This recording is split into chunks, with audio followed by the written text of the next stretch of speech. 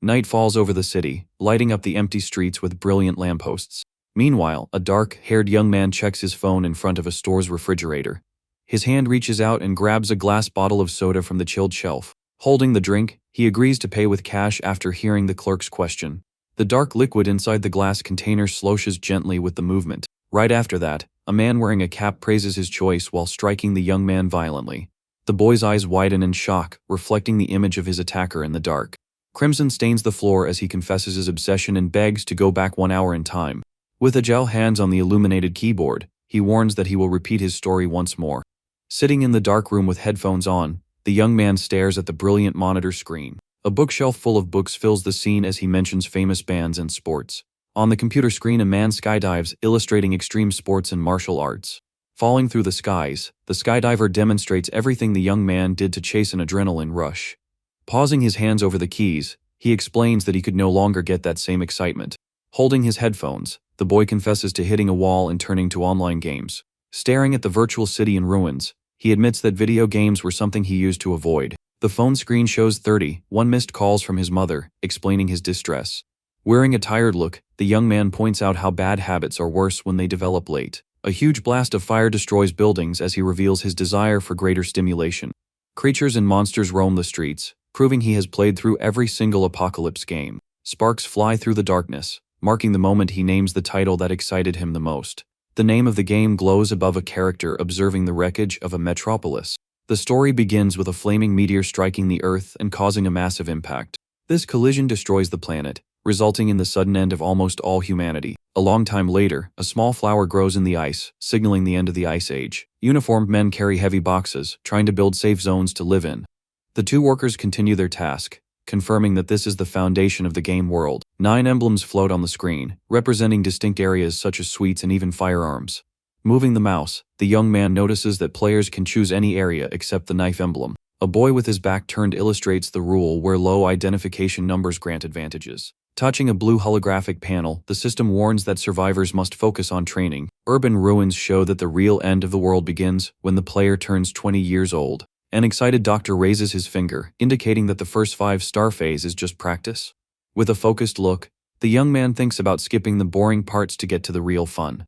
A character surrounded by barbed wire illustrates the start of the true survival mode. Shadows of several people come together, proving that players need to form zone teams. A danger sign glows near a fallen figure, indicating that difficult areas grant higher status. Standing in his white lab coat, an imposing man shows the superior strength of someone who endured more. A hooded figure on the dark street hides incredible treasures lost in forgotten locations. A rogue holds a captive at knife point, revealing that survivors from easy zones are targets. Drinking coffee, the young man smiles faintly, finding these harsh mechanics highly entertaining. The system sound alerts on the screen, indicating that this entire long journey comes to an end on that day. Clenching his fist over the keyboard, the player celebrates his grand victory after so much effort. The panel glows, confirming the total completion of all phases, including the secret area. In silence in the dark room, he stares at the monitor without showing any obvious reaction. Picking up his phone, he decides that the time has finally come to take an important action. A detailed guide is posted on the forum, spreading all his knowledge to the community. His device vibrates on the table, receiving an unexpected notification from an anonymous user. Reading the several consecutive messages, the young man finds it strange that the user is questioning the starting area. The text details that the enemies in that location eliminate everyone, leaving the boy completely speechless. Seeing the messages on the device, the young man notices the person's knack for commenting and decides to just ignore it this time. Soon, another notification chimes with someone asking about the area choice and receiving advice to ignore the initial endings. The online conversation continues with one member revealing they made the guides by drawing lots, while another accuses him of being crazy. Observing the screen with his hand on his chin, the protagonist prefers to remain silent during that internet argument. Caught by surprise, he gives a small jump in his chair upon reading that one of the profiles decided to block him out of nowhere. Overcome by frustration, the player cannot believe he was actually banned by that random guy. Sliding his finger across the screen, the boy wonders if his own survival tips were too difficult. A sense of relief hits right after as he finds a comment from someone thanking him immensely for his old posts. Sitting with his back turned in the dark room, he comes to the conclusion that many people found his information very useful. Shifting his thoughts, the gaming expert sighs as he tries to set all that virtual drama aside. Staring at the title screen of that post-apocalyptic world, the young man declares that he has finally graduated from that story. Walking through the empty streets during the night, the young man looks up at the sky, wondering what his next step would be. Keeping his hands in his pockets, he walks with his head down, feeling all his previous excitement quickly fade away. The need to find a thrilling new hobby takes over his mind as he wanders aimlessly through the neighborhood. At that moment, his dark eyes show great surprise as he notices something unexpected catching his attention along the way. Standing before the bright glass doors, the boy tries to remember if that convenience store had always been there. The soft sound of a chime echoes through the night air, announcing the customer's entry into the mysterious establishment. Inside, shelves packed with dark bottles and snacks display the exact same items from his game. Even cute teddy bears fill the displays, confirming that this place was a true safe zone. Suspecting that crazy coincidence, the protagonist highly doubts that old title would have a real-world collaboration. Taking a photo of the drinks, he imagines that the store owner must be just another hardcore fan of that universe. Without wasting time, the young man posts the images on the forum and soon sends the location address to a curious user. Heading to the dark counter, the young man agrees vaguely when asked by the clerk if he would pay using soda. Annoyed by the situation, he dislikes that the employee is judging his photos, considering he was purchasing a drink. However, the buyer's expression quickly changes upon noticing a very strange detail on the glass he was holding. The memory of the fatal attack resurfaces in his mind when he notices that the item did not have any barcode printed on it. Like a repeating nightmare, a brutal strike tints the air red at the same time the choice is praised. Having his body thrown violently against the cold floor, the young man loses his strength as everything goes dark around him. Regaining consciousness suddenly, the former player finds himself wearing a white tactical uniform and widens his eyes in fear. Staring at his own confused body, he understands that he has just received the new dose of adventure he so deeply desired. Next to him, a blonde boy complains in despair about turning into a character alongside a completely bizarre guy. Observing the snow-covered landscape, the blonde companion wants to know if the dark-haired youth also bought from the same place. Still unable to accept the situation, the red-eyed youth asks for his partner's username. Recognizing that annoying profile, the protagonist is left speechless upon realizing he was stuck with a bizarre fellow. Shrugging his shoulders, the blonde boy justifies his toxic behavior online and quickly returns the question, wanting details. Pointing to himself, the fake soldier laments the terrible luck of being summoned precisely with someone he had blocked. Aware of the awkward vibe this would create, the player decides to keep his true title a complete secret for now. Without many options available at that moment, the young man swallows hard, coming up with a quick plan to use another name. Maintaining a confident stance in the snow, the dark-haired youth invents a fake nickname, trying to project absolute credibility. Walking down the cold street, the blonde youth accuses his peer of lying about how he managed to find that eerie establishment. Grabbing his own hair, the outraged boy panics, blaming the other user for leaking the location. Listening to the tantrum, the protagonist finally connects the dots and deduces how that annoying guy ended up there. Seeing his companion whimper nonstop, he realizes that the busybody went to the store and also fell into the trap. Faced with this new reality, the experienced player begins to formulate theories on how the system operated in the real world. The image of the mysterious drink pops into his mind, raising a strong suspicion that more humans suffered the same fate. Imagining the holders of other emblems, the young man foresees intense battles against rival groups once the chaos begins. The gleam of a sword slicing through the air illustrates the future harshness, where everyone would risk their lives to survive there. Shaking his head to clear the tension, he decides to focus only on the present and ensure his immediate safety first. Breaking the silence, the blonde boy suddenly changes his mood and asks with sparkling eyes about the system's functions. All excited, the partner gestures happily, mentioning magical quests and floating panels that enhance skills. Trying his luck, the little blonde boy raises his arms, calling out loud for the status screen and the game inventory. An awkward silence dominates the area as he desperately continues to list all the tabs of the virtual system. Falling to his knees on the ground, the partner laments the lack of any panel, realizing that none of it would work in real life.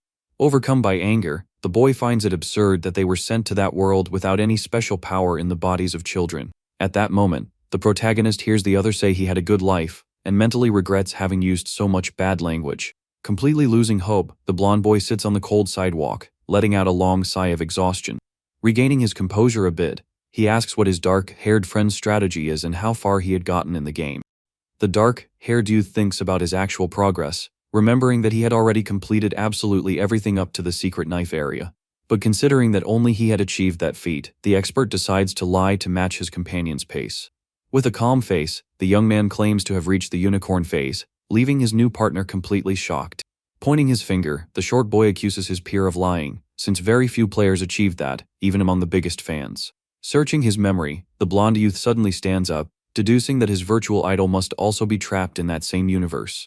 Observing that intense reaction, the protagonist finds it very strange that someone who hated him so much knew so many details about him. Narrowing his gaze, he recalls that this user always commented right after his guide posts in the community. Feigning innocence, the young man inquires if his companion also read the famous player's tips, since he seemed to know all of them. Turning his face to hide his embarrassment, the partner only agrees quietly while the dark-haired youth stares at him in confusion. The blonde boy's face turns completely red with anger as he struggles to admit the truth about his actions. Stammering slightly, he confesses to having read everything, making the expert smile covertly at that major revelation. Soon, a noisy tantrum begins, with the outraged fan cursing at his idol for blocking him despite being a very loyal follower. Putting the pieces together, the protagonist concludes that he was not hated, but was instead the target of a one-sided bond that generated a lot of frustration. Upset, the little boy grumbles about the bad luck of landing in this end of the world scenario right next to a fan of the guy who blocked him. Assessing the situation, the disguised idol improves his view of the boy, realizing that deep down he was a good citizen.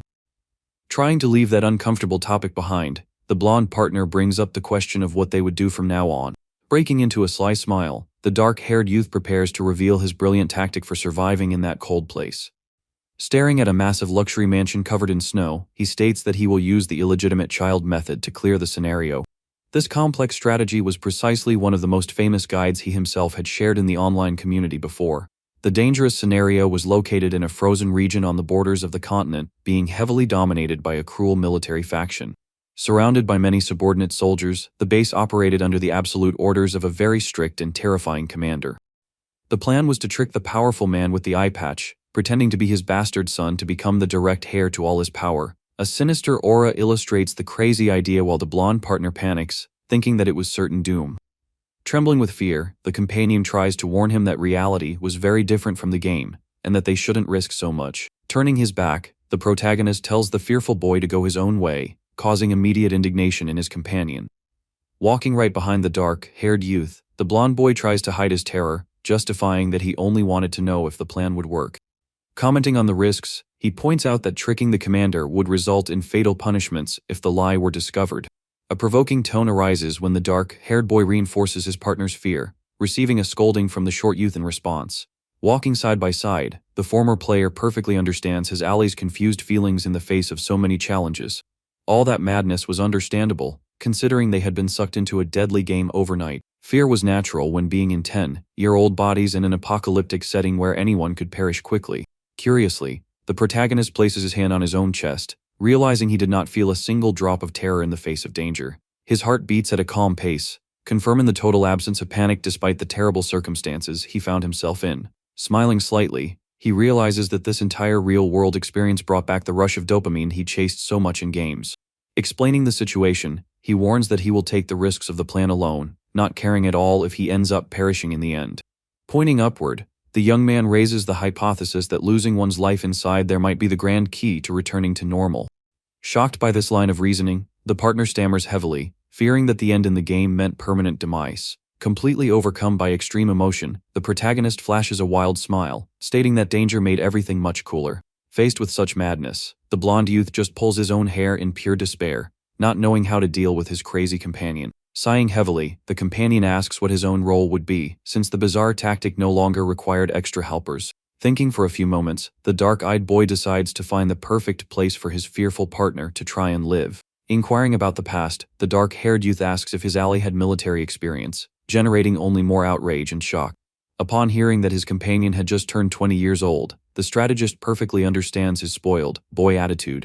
Explaining his reasoning, the young man raises his fist and says everything will be perfect since the blonde youth did not enlist. Maintaining a super confident stance, the dark-haired youth flashes a calm smile, showing he already has a structured plan in mind. Soon, the setting shifts to the grand entrance of the base, where two guards armed with spears watch over the heavy stone gates. Observing the fortress from afar, the two boys stare at the soldiers as they prepare to take the next risky step. The impact of the revelation hits the blonde partner, who stands frozen upon hearing that they are going to join the army right now. Grabbing his own chest in despair, the ally questions the motive behind such a sudden decision filled with dangers. Turning his face with a serious expression, the strategist reminds his companion that they are both just orphans in that world. A stained wall illustrates the division of the planet into 9 safe zones created to contain the alien invasion. The image of a meteor falling from the sky explains how the first ice age began, causing great destruction across the planet. Reinforcing the game's lore, a wild monster roars, showing the mysterious creatures that emerged from that celestial body. Because of these dangerous monsters, the Unicorn Zone fled, flying into the skies and raising a floating city in the clouds. The beverage region escaped underwater in a submarine, while the other groups had to fight to survive. Assessing the situation well, the boy concludes that an early enlistment will lead them straight into a dangerous war of subjugation. Panic overcomes the blonde youth, imagining weapons floating around since the system forces children to participate in combat. Being orphans and without a safe home, the boys are forced to seek immediate refuge in the barracks to avoid perishing from the cold. Keeping with logic, the dark-haired youth explains that the army will provide food and shelter, besides teaching the basic use of firearms. Running his hand through his hair, the blonde companion lets out a sigh and agrees that survival must come first. Despite accepting the idea, the short youth grumbles about not knowing how to speak English and inquires how he will survive in the barracks like this. Hearing that complaint, the expert suddenly recalls that this title never received an official Korean translation. The snow continues to fall over the roofs of the rustic houses as the severe winter punishes the entire isolated region. Inside the building, a hand slides across the table, delivering an envelope sealed with red wax containing the military enrollment. Looking at his companion, the boy alerts him that he has handed in the enlistment paperwork, and that now they just need to wait for the call. Clenching his fist firmly, he deduces that approval will be guaranteed since the intake area accepts very young recruits. Bothered by the language barrier, the blonde youth complains about the foreign form, but the dark-haired boy mentions he already filled out everything. The dark-haired youth instructs his ally to just confirm the orders by nodding, while a giant guard shouts demands for their answers. Trembling slightly, the partner whispers, asking if the tactic is really going to work, while the player just turns his face silently. Walking through the hallways, the young man notices that the guards around them act normally, even with them speaking in Korean. Staring at the larger soldiers, he notices that the extra characters simply do not care about the recruits' different language. Searching his memory, he recalls that after the first disaster, people of several different nationalities started living together. Taking advantage of this system flaw, the protagonist suggests that they write classified information in Korean so no one can read it. Reinforcing the details of the plan, he warns that after entering the barracks, the two of them will no longer be able to walk around together. The strategist warns that he will only call for his ally once the commander recognizes him as the heir, leaving the blonde youth quite shocked. Making a salute gesture, the dark-haired youth reminds him that his companion already served in the army in real life and should do super well there. Suggesting a new joint enlistment, the protagonist provokes his ally, who stares back at him with an expression of pure hatred. Calling his friend selfish, the short youth argues that they'd complete the game faster if they acted as a duo. Hearing that proposal, the expert becomes thoughtful, wondering if working as a team really would be the best choice right now. Considering the strong possibility of other human players being around, he tries to calculate how many enemies they would have. With a steady gaze on the snowy ground, he realizes the urgent need to create a safe code of conduct for these encounters. Starting to walk again, the dark-haired youth tells his companion to memorize the plan and not act like a useless recruit during training. Turning his back on his peer, he warns that they will go separate ways for now and advances toward his own destiny. Desperate with the farewell, the blonde youth shouts out loud, demanding to know one last piece of information before they are left totally alone in the game. The annoyed partner demands an answer, wanting to know what bizarre foreign name he put on his form. Calmly, the protagonist replies that his friend will find out when the officer calls, while a guard stares at the paper in confusion. The document reveals a highly ridiculous and embarrassing nickname, drawing crowds on the screen to fully illustrate the shame. Walking under the orange light of dusk, the young man sighs in relief, noticing that his companion's registration went very well.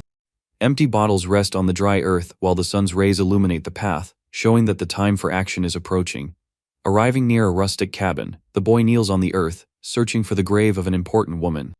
With a melancholy look, he recalls the tragic story of the woman who was buried with the hidden mark of the illegitimate child. A holographic panel glows, showing the leader with the eye patch and revealing that the Grand Commander came from a distant area. The game scene shows the leader severely wounded in the past, being saved in a miraculous and surprising way by a female soldier. Illuminated by the silvery light, the young military woman reveals her name, being called Lua. Later, the commander and the young woman fell in love and were even expecting a child together, thinking about the baby's name. Contrary to expectations, the man with the eye patch decided to marry the daughter of the former leader to inherit all the power. Holding his beloved's hands, he promised that he would send for the woman and the child as soon as he assumed the highest post.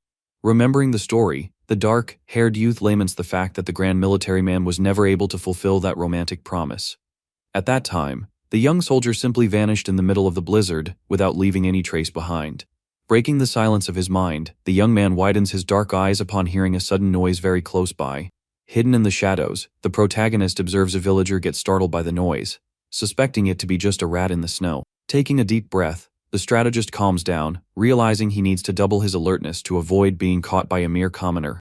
During his past playthroughs, the player remembers that the leader ordered every corner of that place to be searched for clues. Peeking from behind the old wooden wall, the young man ensures the path is clear to continue his secret search. Focused on his grand objective, the boy maintains a serene and cold expression as he advances stealthily through the night. Illuminated by the moonlight, a grave with a wooden cross reveals the tragic fate of the woman who passed away far from her beloved. Staring at the cold grave, the dark-haired youth feels a bit guilty for violating her eternal rest, but knows he has no other choice. Justifying his action, he understands that the essential item to complete his secret strategy is buried right there. Sliding his fingers across the frozen surface, the young man feels something unusual and is surprised by the unexpected texture of the soil. Holding a handful of loose dirt, the strategist suspects that someone tampered with that spot very recently. Sweating coldly, the former player considers the terrible idea that another human intruder got ahead of him to steal the prize. Searching his memory, he recalls that in the past, a terrible plague devastated the slum where the deceased soldier used to live. In that dark time, the courageous military doctor chose to stay alone caring for the sick while the healthy fled. Unfortunately, the heroine also fell ill, and the few cured patients built that humble memorial in her honor. A lone crow observes the scene silently while the sound of digging breaks the tranquility of the freezing dawn. Sinking the shovel into the earth, the young man laments the tragic fate of such a noble character who suffered so much in misery. The metallic tool hits something hard, proving that the isolation of the place benefited his plan to raid the coffin. Staring into the dark hole, the protagonist notices that the lid was already open, confirming his worst prior suspicions. The skeleton rests at the bottom of the hole, clearly revealing that the military leader's special token was no longer there. The original script required retrieving the emblem from the grave and taking it to the man with the eye patch to start the here route. To win the leader's trust, it was necessary to show the old military identification tags given to his beloved. Observing the empty chest of the bones, the young man admits he already expected to find that frustrating situation after all. Clenching his teeth, he realizes he arrived a bit late and lost the coveted military necklace to some other adventurer. Despite the setback, a slight smile appears on the boy's face, finding this whole competition much more interesting now. Glowing intensely, the golden key surfaces in his thoughts, showing that he knows the true hidden relic. Leaning on the edge of the pit, he reveals that he never posted on the forum that the tags were never the real proof of the romance. Stretching his fingers gently, the strategist reaches for the true prize hidden among the cold bones of the woman's hand. A silver ring glints in his palm, being crafted from a valuable fragment of the very meteor that destroyed the planet before. Assessing the brilliant jewel, he understands he will need to use it since the regular tags were stolen by the other intruder. The melancholy spirit of the doctor resurfaces in his memory, proving she wished to keep that ring for all eternity. Staring into the bottom of the hole, the dark-haired youth offers sincere apologies for disturbing her eternal sleep and for pretending to be her son. Closing his dark eyes, the young man promises to care for the wounded commander like a true father in exchange for that great help.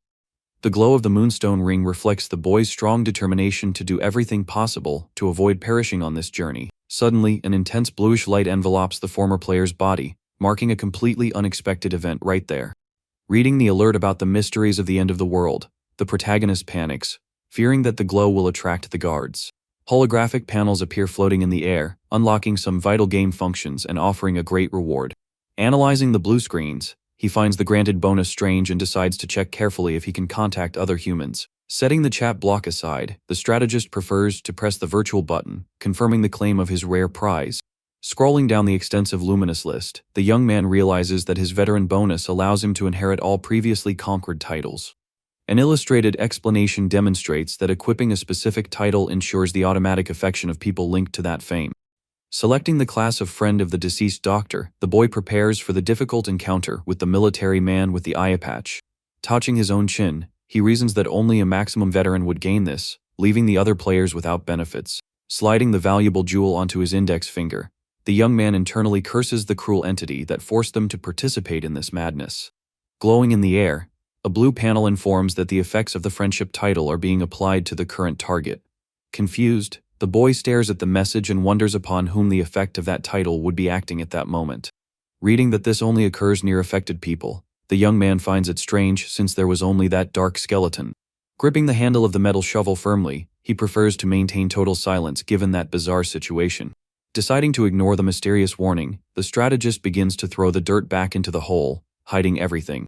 Observing the falling snow, the young man suspects if the fellow who stole the military tags headed toward the southern base. Soon, the setting changes to a massive luxury mansion, indicating that this entire situation was truly unfortunate. Arriving at the gate, the dark-haired youth is stopped by the guards while laments the failure of the other well-intentioned player. Wearing a very innocent look, the young man claims to know who the commander is looking for, predicting it would dismiss his rival. Shocked by the words, the watchman confirmed that the young master's prediction about a boy's arrival was real. Without wasting time, one of the soldiers asks the visitor to follow him, revealing that the leader was already awaiting his visit. Walking through the elegant hallways, the boy turns very serious, noticing that this strayed from his original plans. Following the watchman's steps, the strategist tries to deduce if that unknown intruder would be waiting for humans. Such thoughts are cut off quickly when a soft voice offers a welcome after he crosses a massive door. Standing on the fine carpet, the false hare stares at the two new recruits, overhearing a suspicion about being a player. Seeing a blue panel with the redhead's name, the dark-haired youth hears the other boy ask for calm, lowering his guard. Assessing the other boy's smile, the newcomer notes his identity and understands the tactic of using the local language. Exhibiting a rather tired facial expression, the dark-eyed young man soon warns that he already had a total grasp of that rule. Facing the duo, the strategist judges there is no enmity there, demanding the reason why they are waiting for the intruders. Moving his body, the cheerful youth jokes about his novice peer's haste, suggesting a round of formal introductions. Focusing on the rival's animated face, the protagonist finds that sudden request for personal names highly unusual. As the intruder's systems remained locked, the straight-haired youth deduces that his identity was safe. Recalling his grand prior lie, the experienced player plans to trick the duo by utilizing another fake name. However, his thoughts are soon overshadowed by the smiling leader who approaches, determined to start speaking right away. Placing his hand on his chest, the cheeky little fellow introduces himself, stealing precisely the protagonist's grand virtual name. Taken by great mental confusion, the young man widens his eyes, demanding that the fraud repeat his sentence. Letting out a sly little laugh, the imitator notices the absurd shock, judging that the novice was his big fan. Puffing out his chest with pure pride, the imposter brags about his immense popularity, leaving the owner of the name speechless. Watching the boy pose while citing his old victories, the former player feels great shame, wondering if he used to act that way. Maintaining his tremendous arrogance, the imposter judges the visitor as useless, telling him to walk away quickly. Displaying the rare stolen necklace in his hands, the false master provokes him, stating that the fraud plan depended on the object. Returning to breathe with a certain calm, the true expert displays a slight smile, finding that grand boldness hilarious. Pointing to the red-haired partner, the dark-haired boy returns the affront, proposing that the liar become his henchman. Feeling the heavy atmosphere in the air, the freckled boy reaches out his hand, moving the recruit's arm away without making a fuss. Narrowing his highly focused gaze, the master strategist connects all the clues, understanding that strange alliance. Harsh reality arises, illustrating a recruit falling in the cold, as many humans perished before even trying anything. Simulating being a chess genius, the imposter used that famous mansion as the perfect bait to attract good pawns. The massive body of the grand leader dictates the rules, proving that becoming the boss would require having very competent soldiers there. Questioned about accepting the cowardly proposal, the account owner refuses on the spot, having no desire whatsoever to collaborate. Taken by a powerful freezing aura, the boy challenges the duo, ordering them to call the real man with the eye patch quickly. Observing the sun on the glass windows, the expert decides to help with the lie with the goal of proving his brilliant tactics. Maintaining a very relaxed stance, the youth with straight hair looks down right after the fraud leaves the room. Taking advantage of the fact that the false master went in search of the grand leader, the true owner of the nickname creates a swift scheme. Without spending any more time, the little boy turns his face, staring at the silent warrior who observes him with a lost look. Decided to extract the truth, the former player investigates if the warrior joined the idiot solely to clear the quest. Treating his questioner with much respect, the small youth confesses to having awakened alongside the liar from the very beginning. Surprised by such a work of fate, the experienced human stares at that gentle face, noticing traits of great loyalty. Assembling the puzzle, He deduces the trick and decides to ask the reason why the redhead did not enlist as a military soldier. Gaining a terrible dark expression, the poor guy cries internally without fighting, proving to be just a shaken adult. Assessing well the tremendous defensive strength of his peer, the true player understands the real practical value of that big redhead. Resuming the conversation, the dark-haired youth questions if the redhead does not hate the famous player for suffering so much due to the leaked address. Surprising his teammate, the youth with reddish hair confesses that he is actually very happy with everything. Gripping his own hand firmly, the recruit states that being able to participate in the game with his big idol makes his heart race. The red-haired boy blushes deeply, showing himself to be a fanatic fan, while the true master concludes that he is also crazy. Explaining his loyalty, the partner claims he has no reason to ignore the orders of a genius capable of clearing all zones. With a highly focused look, the freckled boy warns that following the expert's instructions is the best chance to survive. The dark-eyed youth lowers his head, noticing his peer's strong personality, and decides to ask just one single question. Maintaining his calm stance, the protagonist inquires if the companion is truly an absolute supporter of the famous strategist. Breaking into a gentle smile, the little redhead agrees immediately with the question, proving all his tremendous fidelity right there. Faced with this grand affirmation, the dark-haired youth smiles subtly, alerting that his peer passed the test and leaving the boy confused. Suddenly, the sound of heavy doors opening echoes through the grand hall, completely breaking the silence of that place. The imposing leader with the eye patch enters the room, asking out loud about who claimed to know him so well. At that, a blue panel appears on the screen, informing that the dark-haired boy's friendship title is being applied to the commander. The system warns that the title's effect was doubled thanks to the special ring, leaving the former player quite surprised. Upon looking at the small recruit, the powerful military man widens his eyes in complete shock, stopping his steps at that very moment. Falling to his knees on the floor, the massive commander stares at the boy and comments that he has exactly her appearance. The strategist raises the hypothesis that the magical effect is not just charisma, but a real visual change in his face.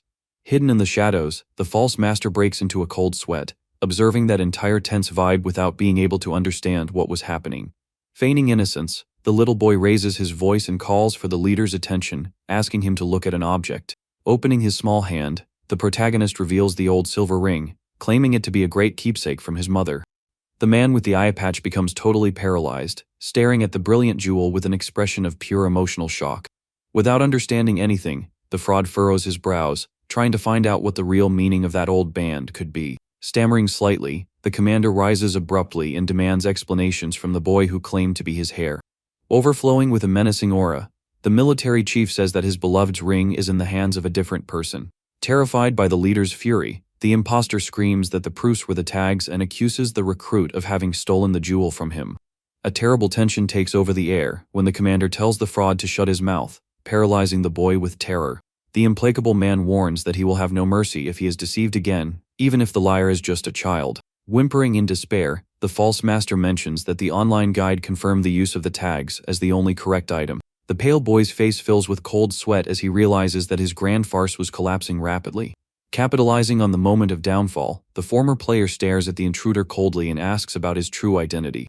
Overcome by a fit of fury, the fraud returns the question with screams, demanding to know who that mysterious recruit was. A red warning flashes, alerting that the player failed the tactic, leaving the imposter's face white from so much terror. The floor darkens as the system decrees the elimination of the one who fails, causing the boy to fall to his knees before the others. Soon, the screens alert that the belongings of the eliminated person were transferred to the protagonist, who is left very perplexed by this. The leader demands that they take the traitor's body to the infirmary, while the dark-haired youth understands that demises give items to others. With a grim face, the strategist swallows hard, trying to calculate if losing the mission means losing real life. Trying to remain optimistic, the young man raises the thesis of a simple return to the normal world when he hears his ally call him. The redhead panics, leaning against the dark wall, while his experienced companion calmly asks for composure. Cutting through the freckled boy's panic, the strategist reveals that the dismissed fraud was never his true idol. Remembering that fellow's fake thanks, the dark-haired youth calls out the lack of attention from the boy who claimed to be a big fan. Displaying a very faint smile, the protagonist finds it comical that he wasn't recognized and reveals himself to be the true master of this place. Taking a jump back, the partner questions the truth of the statement, knowing that their systems were still locked. The dark-haired youth recalls that the intruders could not add friends, but the fraud could see others' data in the air. Putting the pieces together, the boy realizes that the dismissed leader read the visual data earlier and noticed his strange name there. Demonstrating immense self-confidence, the experienced human warns that it would be totally impossible for him to fail so soon.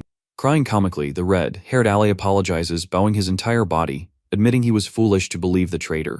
Glowing with pure joy once again, the fan confesses to having suspected the truth, while his idol tells him to speak very softly. The dark-haired youth justifies his big secret, pointing out that many other intruders would not be friendly with him at all in the future. Assuming his new role, the boy instructs his ally to treat him as the commander's son, receiving an excited response. Closing the big deal, the tactical genius promises to help with the fan's survival as long as he always cooperates from then on.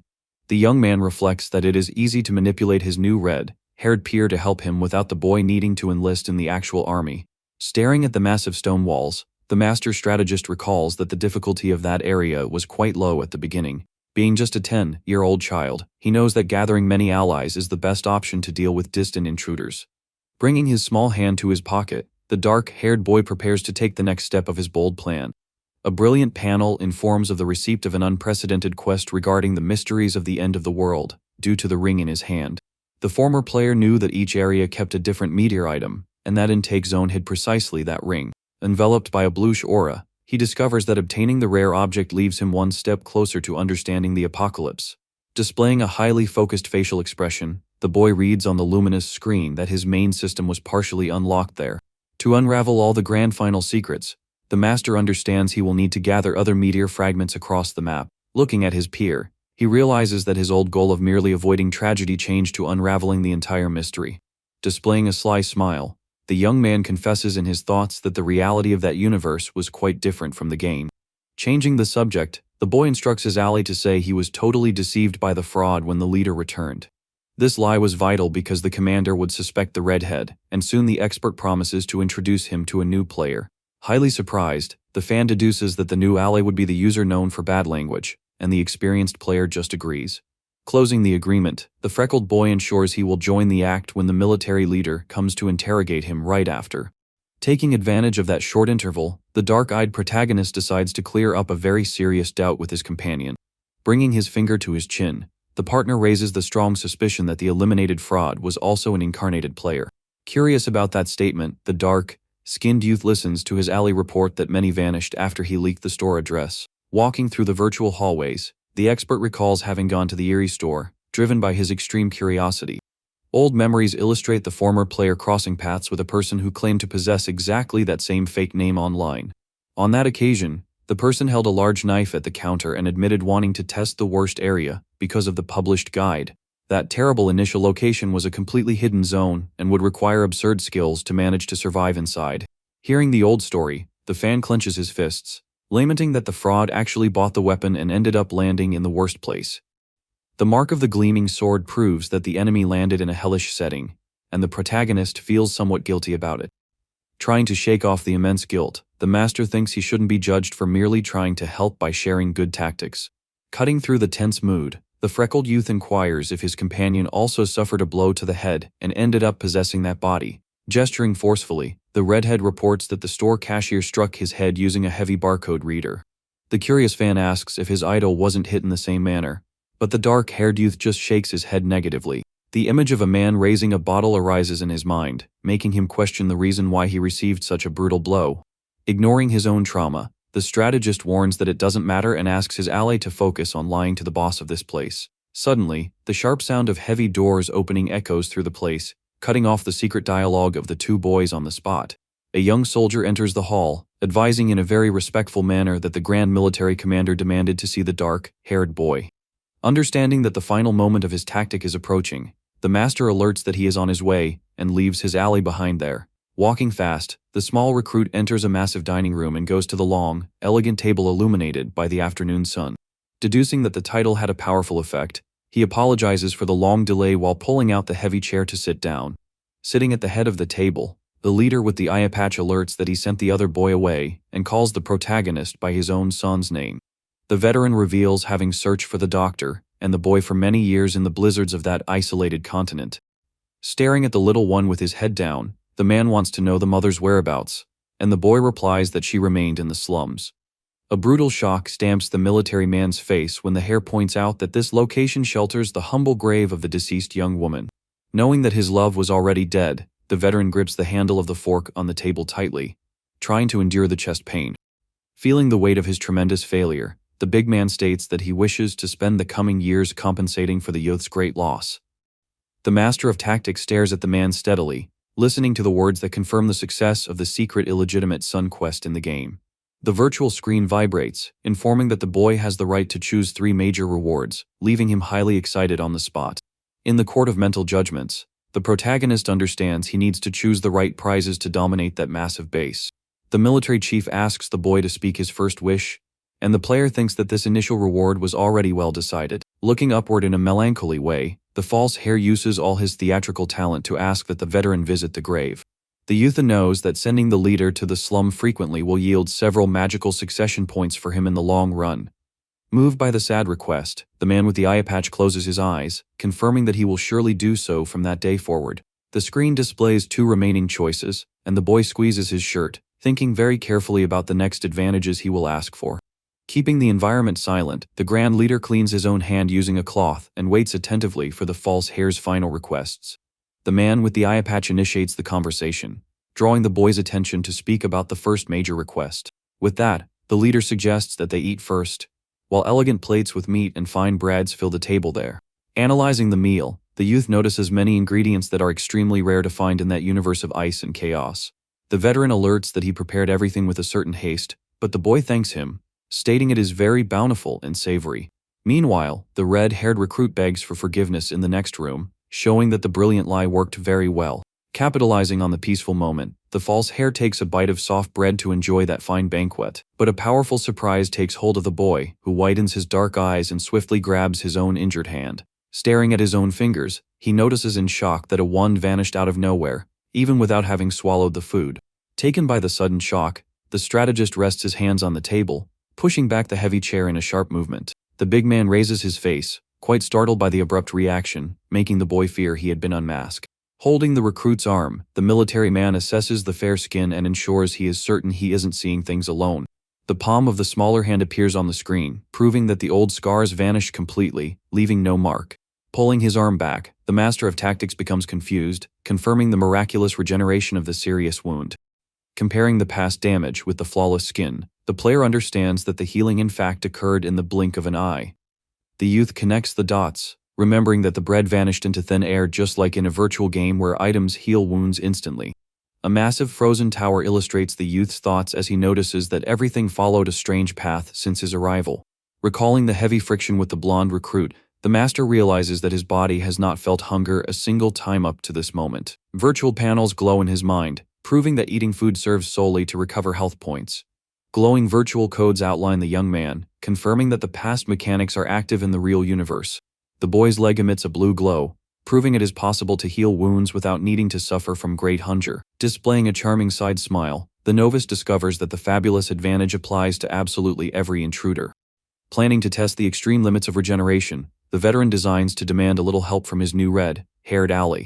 Returning to the current impasse, the strategist spies the commander, seeking to draft a cohesive excuse for the entire disappearance. Trying to manufacture logical motives, the recruit hesitates considerably, asking for time but ends up interrupted in an unexpected way. The massive soldier crosses his fingers, pointing out calmly that the deceased warrior woman also flaunted the same dominance.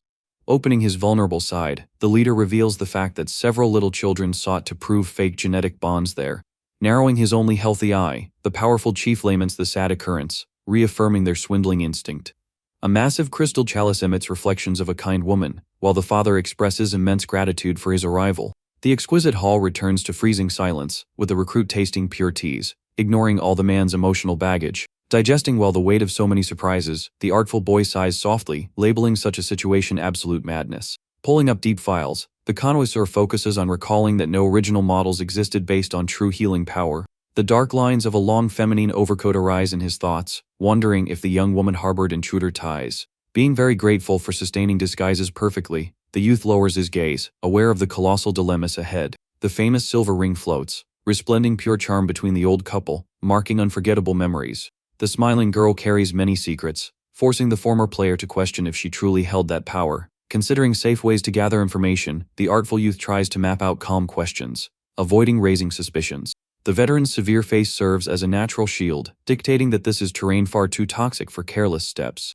Resuming focus pending matters, the clever fellow leans on a robust piece of furniture, asking for full attention from the master of that base region. The noble chief consents calmly, keeping his solitary eye focused, proving he has sufficient time for his son. Simulating great childish humility, the false boy begs to have access to grand periodic buffets along with the outcasts. Shocked by such care, the commander demands convincing logic, gaining brief painful memories of the snowy streets.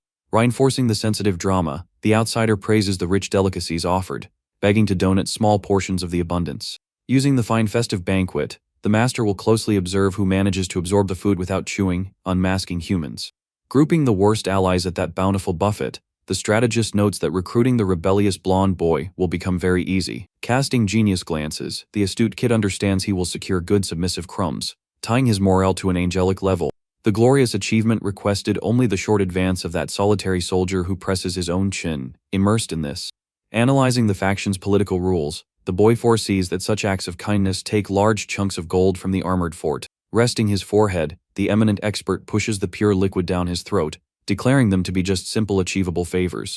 The old big man warns promptly that unforeseen disasters usually empty the vault, crashing fine dreams of good youth. Pulling mental triggers, the genius sinks into bitter theater, swearing he would be very content if he just drank old cups of water.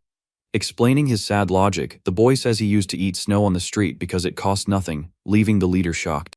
Next, the man places his teacup on the table, asking the little one to think about the matter at least one single time. Displaying a tender look surrounded by a cute glow, the little boy feigns emotion and calls the big man father for the first time. The shock hits the military chief fully while a blue screen arises, alerting that the second reward was completed there. Later, night takes over the massive luxury mansion, covering the silent hallways with a very peaceful darkness. Near there, the military veteran observes the boy covered in the huge bed, wishing that he sleeps very well that night. Fully awake, the strategist returns the goodnight, calling the man by his grand title and staring at the dark ceiling. Hearing that, the leader tightens his expression, showing a slightly sad facial expression at that distant attitude from the boy. Staring at the bright moon through the window, the military man imagines the hare's doubts about his romantic past and his failures. Touching the youth's dark hair, the big man states he wants to tell the truth but finds the boy too young to understand. Breaking into a gentle smile, the veteran promises to reveal everything in the future, waiting for the little one to also tell his secrets. Focused on that conversation, the dark-eyed youth only agrees with a nod, maintaining a very serene expression in bed. Satisfied with the simple response, the leader decides that this was enough for now and prepares to leave the room. Walking toward the heavy wooden door, the soldier stops his steps suddenly, wanting to give one last important warning. Staring at the small recruit over his shoulder, the man reinforces the request to be called father and goes on his way. Alone in the dark, the experienced player pulls up the blanket, noticing that the tactic of using affectionate nicknames yields great results. Touching his smooth hair, he understands that manipulating the military chief's affection will be essential to dominate that area in the future. Suddenly, a massive blue panel lights up, illuminating the air, warning that the global chat was activated at that very moment. Jumping up in bed, the false hare widens his eyes, deducing that another human intruder managed to unlock the system. Reading the friendship rules in the floating window, the young man wishes to investigate if grabbing rare items truly awakens these functions. Without hesitating for long, the strategist raises his finger and firmly presses the enter button on the glowing screen. The virtual display loads rapidly, revealing the notification that a highly addicted user has just entered the hall. Right below, the protagonist's fake name resurfaces on the list, proving that the second unlocked player was right there in the room. Remembering the old forums, the master deduces that this stranger landed in the worst region and needed to eliminate all residents. Shadowy figures illustrate that cruel setting surrounded by ruins where rogues hunt weak intruders without having any mercy. Black text boxes display a grand deadly quest, confirming that the only way to win there was to purge the entire region. Crossing his arms in the bright room, the little boy stares at the screen, knowing that this absurd challenge possessed a great loophole. A beautiful gleaming knife appears surrounded by chains, proving to be the rare relic capable of destroying any target in a single strike. Memories of intense fights arise, showing that the genius himself suffered greatly to master that heavy weapon and win. Narrowing his focused gaze, the former player is impressed by the stranger's tremendous ability to survive that chaos. An excited smile takes over his face, revealing the great thrill of crossing paths with someone so powerful and very lethal. The rival soon sends a message citing the protagonist's codename, confirming he is a fellow totally outside the norm. Pondering his options, the boy crosses his arms, imagining how he should initiate that contact and extract valuable data. Touching the luminous panel, the master replies positively, assuming his identity while planning to maintain great calm. But the shock arrives fast, with the stranger sending a severe threat of demise that leaves the false heir totally stunned. The next day, the bright sun illuminates the frozen roofs of that grand elegant mansion covered by very white snow. Opening the beautiful wooden door, the red-haired partner calls the protagonist, warning that the director of the place wanted to see him now.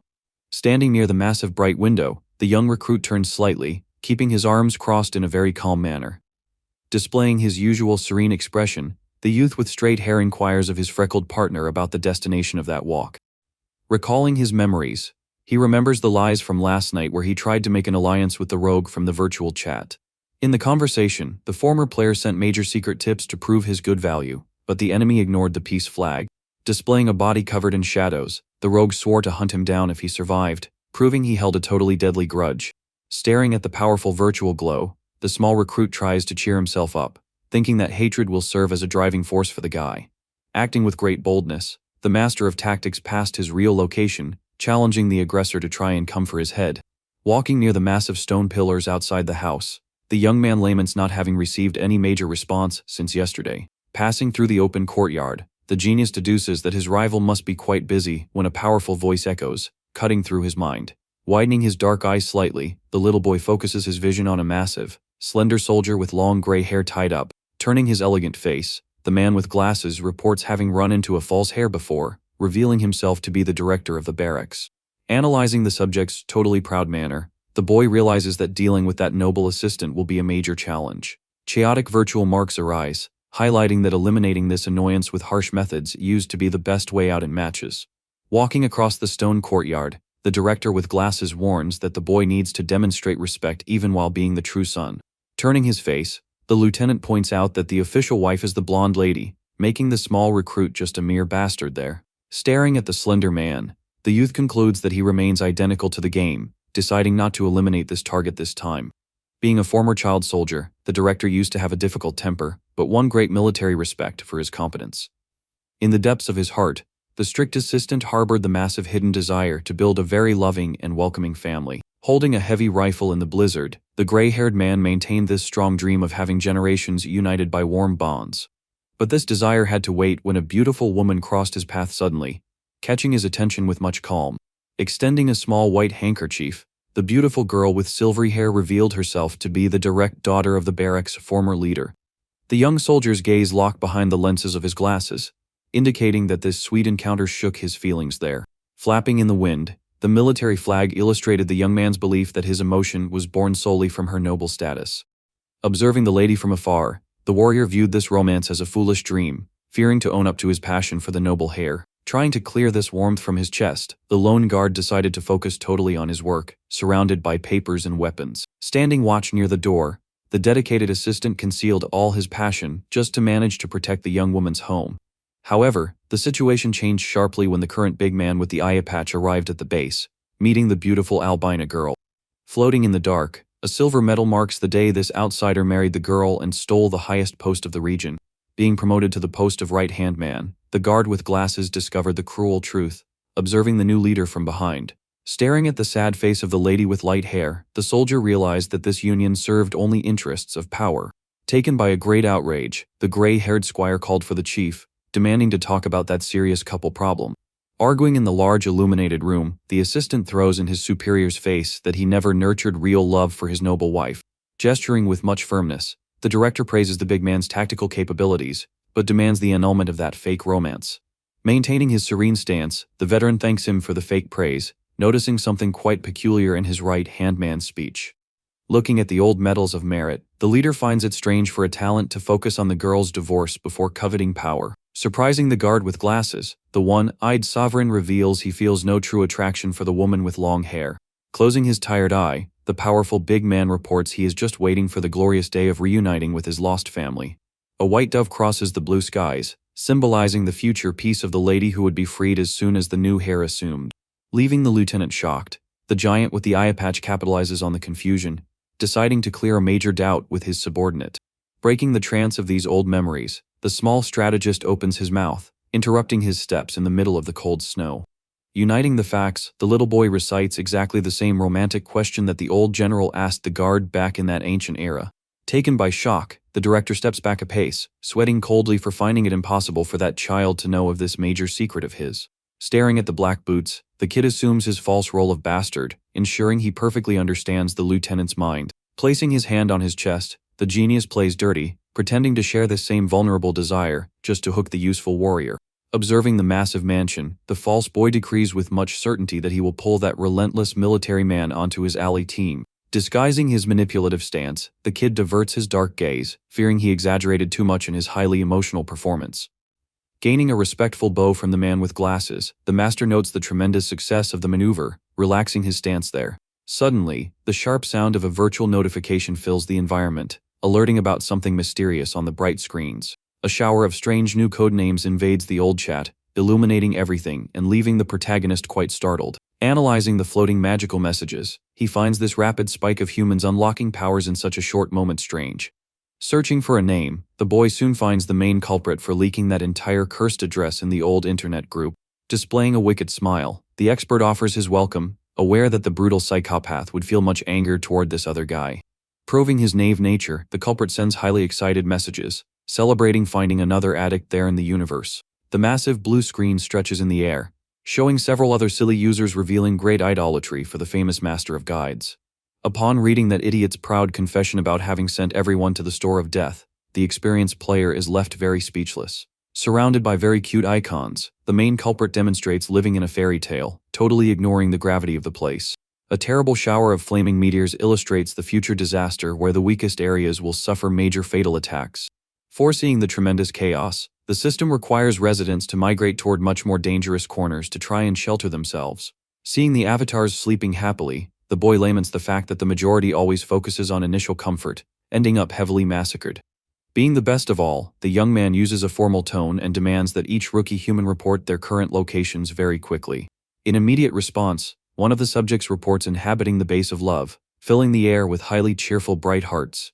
Right after, the screen flashes again with another fan revealing they woke up in the intoxicated surroundings of the famous beer area.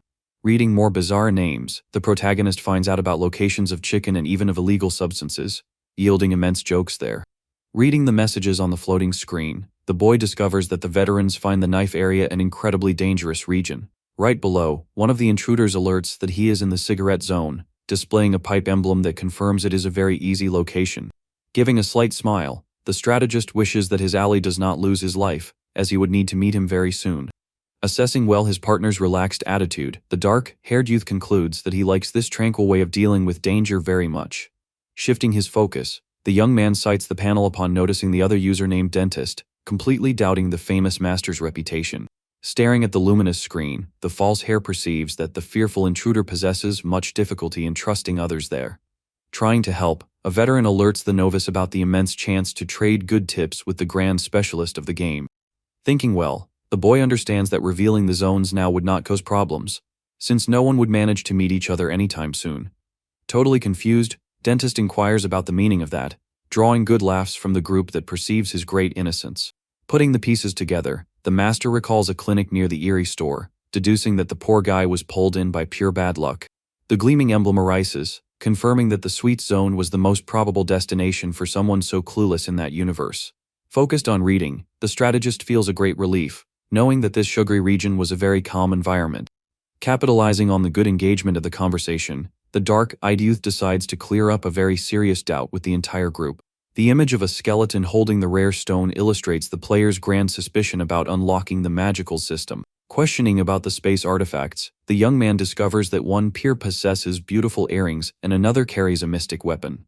A gleaming pistol and a dark submarine reveal that several intruders found sources of energy made from the rare meteor. Listing their objects, the group mentions a training weight, while Dentist confesses to having touched a stone belonging to his leader. Displaying a very serious facial expression, the boy assesses the strong theory that the system is linked to the space fragments. Surprised by a new message, the false hair listens to a peer report not possessing any magical item with him at that moment. Several emblems float in the young man's thoughts, proving that some people unlock the screens just by touching the stones. Investigating further, the master questions his companions about possible encounters with other players scattered around there. Reading the long accounts, the boy discovers that many users joined forces in the easiest regions to try and survive. Several hands reach for the brilliant cube, proving that only one person from the large group unlocked the virtual magical abilities. Narrowing his focused gaze, the former player deduces that there must exist other secret ways to unlock the system's advantages. The unicorn emblem flies among thick clouds, making the master judge the reason why this faction remains totally hidden. Feeling an immense exhaustion, the protagonist throws his body onto the soft bed, predicting he will spend the entire dawn without sleeping at all. Before logging off, the false little boy says goodbye to the group, reading a joke about sleeping during the next day's military classes. A few days later, the setting changes to the large conference room of the barracks, displaying heavy doors of well-polished wood. Inside, a lieutenant with a scared face calls out his peers regarding the searches for the lost son of that old deserter warrior woman. Defending the young woman, a gentleman with a rustic beard repudiates the wicked term, highlighting that she was a great war heroine. Arguing at the long table, the military men debate over the courage of the woman who never stepped onto a real battlefield. A heavy fist slams with much force onto the table, illustrating the massive fury of the soldiers in the face of that cowardly accusation. Taking the floor, the gray-haired leader of the rival faction orders everyone to shut their mouths in respect to the Grand Supreme Commander. Extending his wrinkled hand, the gentleman asks that the two brawlers control their tempers while they await the final verdict. Staring at the chief with firmness, the old gray-haired man demands the sovereign's opinion on considering the deceased young woman a traitor. Sitting in a very imposing manner, the man with the eye patch listens to his subordinate conclude the question, citing the word Heroine. Closing his tired eye, the powerful veteran suggests with much calm that his own hair could answer that. Suddenly, the massive doors of the hall open, and the grandfather announces the awaited arrival of his precious boy. The magical system warns repeated times that the friendship title is affecting the guards while the boy enters the room. Wearing a very beautiful dark suit, the young master displays a highly refined posture, listening to his supposed family name. Observing the judging looks of the elite, the young man perceives that the hostile climate inside there would be far worse than expected. Walking with firm steps on the polished floor, the intelligent intruder assesses all that grand pressure, admiring the tense event. Approaching his father's large chair, the false heir analyzes the weight of being introduced to the strongest men in the region. The former player notes that half of the table supports the old light-haired wife, while the others remain loyal to his new father. Pondering his answer, the genius understands that calling his mother a deserter would destroy his relation with the old war allies. Looking at the lieutenant with the scarred face, the small strategist concludes that labeling the deceased as a heroine would bring another problem. The grand division of the factions would make him lose the support of one of the sides, no matter the title chosen for the deceased young woman. Displaying a highly confident look, the boy decrees that the only important factor was his grand blood tie with the leader. This silent conclusion fills the rival lieutenant's face with pure wrath, making veins pop on his wrinkled forehead. Overcome by anger, the man screams demands for respect, offending the young bastard who just turns to observe the tantrum. With that, the boy stands frozen while a fierce voice orders everyone to seize that child immediately. Faced with this order, the lieutenant with the scarred face bleeds from the chest, staring at the young bastard with pure hatred in his gaze. But before anyone could act, the director with glasses points his weapon and asks if the young master is all right. Observing the confusion, the master of tactics remains calm while the one-eyed big man views the situation in silence. Feigning innocence, the boy cleans his face and only laments the fact that his fine clothes became very dirty. Hearing this cold response, the gray-haired guard maintains his arm stance, demonstrating a rather severe expression. Due to all this sudden chaos, the grand meeting of the officers ends up totally interrupted at that moment. Near there, the old bearded man from the rival faction views the scene with suspicion, noticing the small recruit's dark attitude. This suspicion arises from the fact that a man dropped lifeless right there, without the little boy showing any major distress. Right after, the big man walks through the hallways, praising his son's immense boldness, while the assistant follows behind. Looking askance, the supreme leader asks for a sincere report regarding the days of intense training of his hair. Recalling the recent classes, the gray-haired subordinate confesses that the novice surpassed all his grand expectations. Assessing a massive investigation board, the small prodigy listened to everything with immense attention alongside the director. The soldier reports that the boy memorized rapidly all the complex history of the noble family in the military structure. Narrowing his eyes behind the lenses, the guard highlights that the youth's focus was shocking for a mere child. Despite this grand brilliant mind, the true surprise of the training revealed itself in his tremendous, impeccable aim. Maintaining a serious expression, the instructor reveals having witnessed that absurd talent without being able to believe it. Holding the heavy weapon with firmness, the youth exhibited the impeccable posture and the calm breathing of a veteran warrior. On that occasion, the false heir asked if he shot well, claiming it was his first time carrying a pistol. Concealing the truth, the expert just smiled, aware of possessing a magical marksman title and real-life experience. Resuming the account, the warrior with silvery hair explains that any person trains the basics to hit the target. However, the wall marked in the center proved that the boy's precision was a natural gift impossible to be copied there. Justifying this importance, the assistant reminds him that the zones face giant wolves and the aim focuses on their core. Roaring fiercely, the massive bluish creature flaunts a brilliant stone in its chest, being its only fatal weak point. Adjusting his prescription glasses, the director affirms that the small master will be a vital weapon to win the war in the future. Sweating coldly right after, the subordinate perceives that he spoke too much and judges he is disrespecting the powerful commander. Hearing all the evaluation silently, the one-eyed big man just agrees, maintaining a totally indecipherable expression. Turning his scared face, the supreme leader reflects alone, confirming that his strong suspicions were quite real. A shadow covers the boy's dark hair while the old big man notices an incredible similarity to the deceased young woman. Soon, the setting changes to the snowy view of the barracks, rustic quarters where the recruits usually shelter from the cold. Near a warm campfire, two soldiers talk about the terrible rumors of the disastrous meeting from the previous day. Walking through the snow, the director becomes the target of gossip, with the troops fearing a severe punishment for the attack against the lieutenant. Trading more whispers, one of the novices reveals that the injured officer offended the heir first, shifting the weight of the action. Listening to the murmurs from afar, the man with silvery hair ignores the chatter, recalling the boy's cold attitude. The gray-haired soldier still cannot understand how the young prodigy focused on his dirty clothes in front of a fallen body. Judging this behavior bizarre, the director suspects that the kid possesses wild tendencies hidden behind smiles. Sighing tiredly, the guard concludes that the novice escapes the norm and decides to alert the boy himself about the troop's gossip. Standing with his back turned, admiring the large illuminated window, the expert of tactics is called softly by his ally with glasses. Staring at the lieutenant calmly, the false son laughs at the situation, finding it comical to have gained such a crazy reputation in the barracks. Joining the joke, the little one highlights that shooting an officer in front of one's father usually is something far more problematic. Taking a heavy step on the smooth floor, the commander's right-hand man capitalizes on the chat, wanting to clear a major hidden doubt. The memories of the violent moment return, showing the exact instant in which the dark weapon was pointed at the old rival. Displaying a slight smile on his innocent face, the genius of strategies accuses the director of having set up that stage on purpose. Caught totally by surprise, the experienced military man pulls back his face, demonstrating a slight shock at the perfect reading. Trying to disguise the slip, the assistant adjusts his round frame, pretending not to understand the young boy's accusations. Maintaining his massive self-confidence, the master warns that the motive for all that deadly confusion was something very simple there. Resuming the stained scenario, he explains that the supreme leader desired to eliminate the people who offended the dead warrior woman. A massive golden scale illustrates the grand dilemma of the military chief who needed to maintain the strength of the two factions in equal weight. However, the arrival of the supposed heir unbalanced this old system, ensuring the perfect excuse to act freely.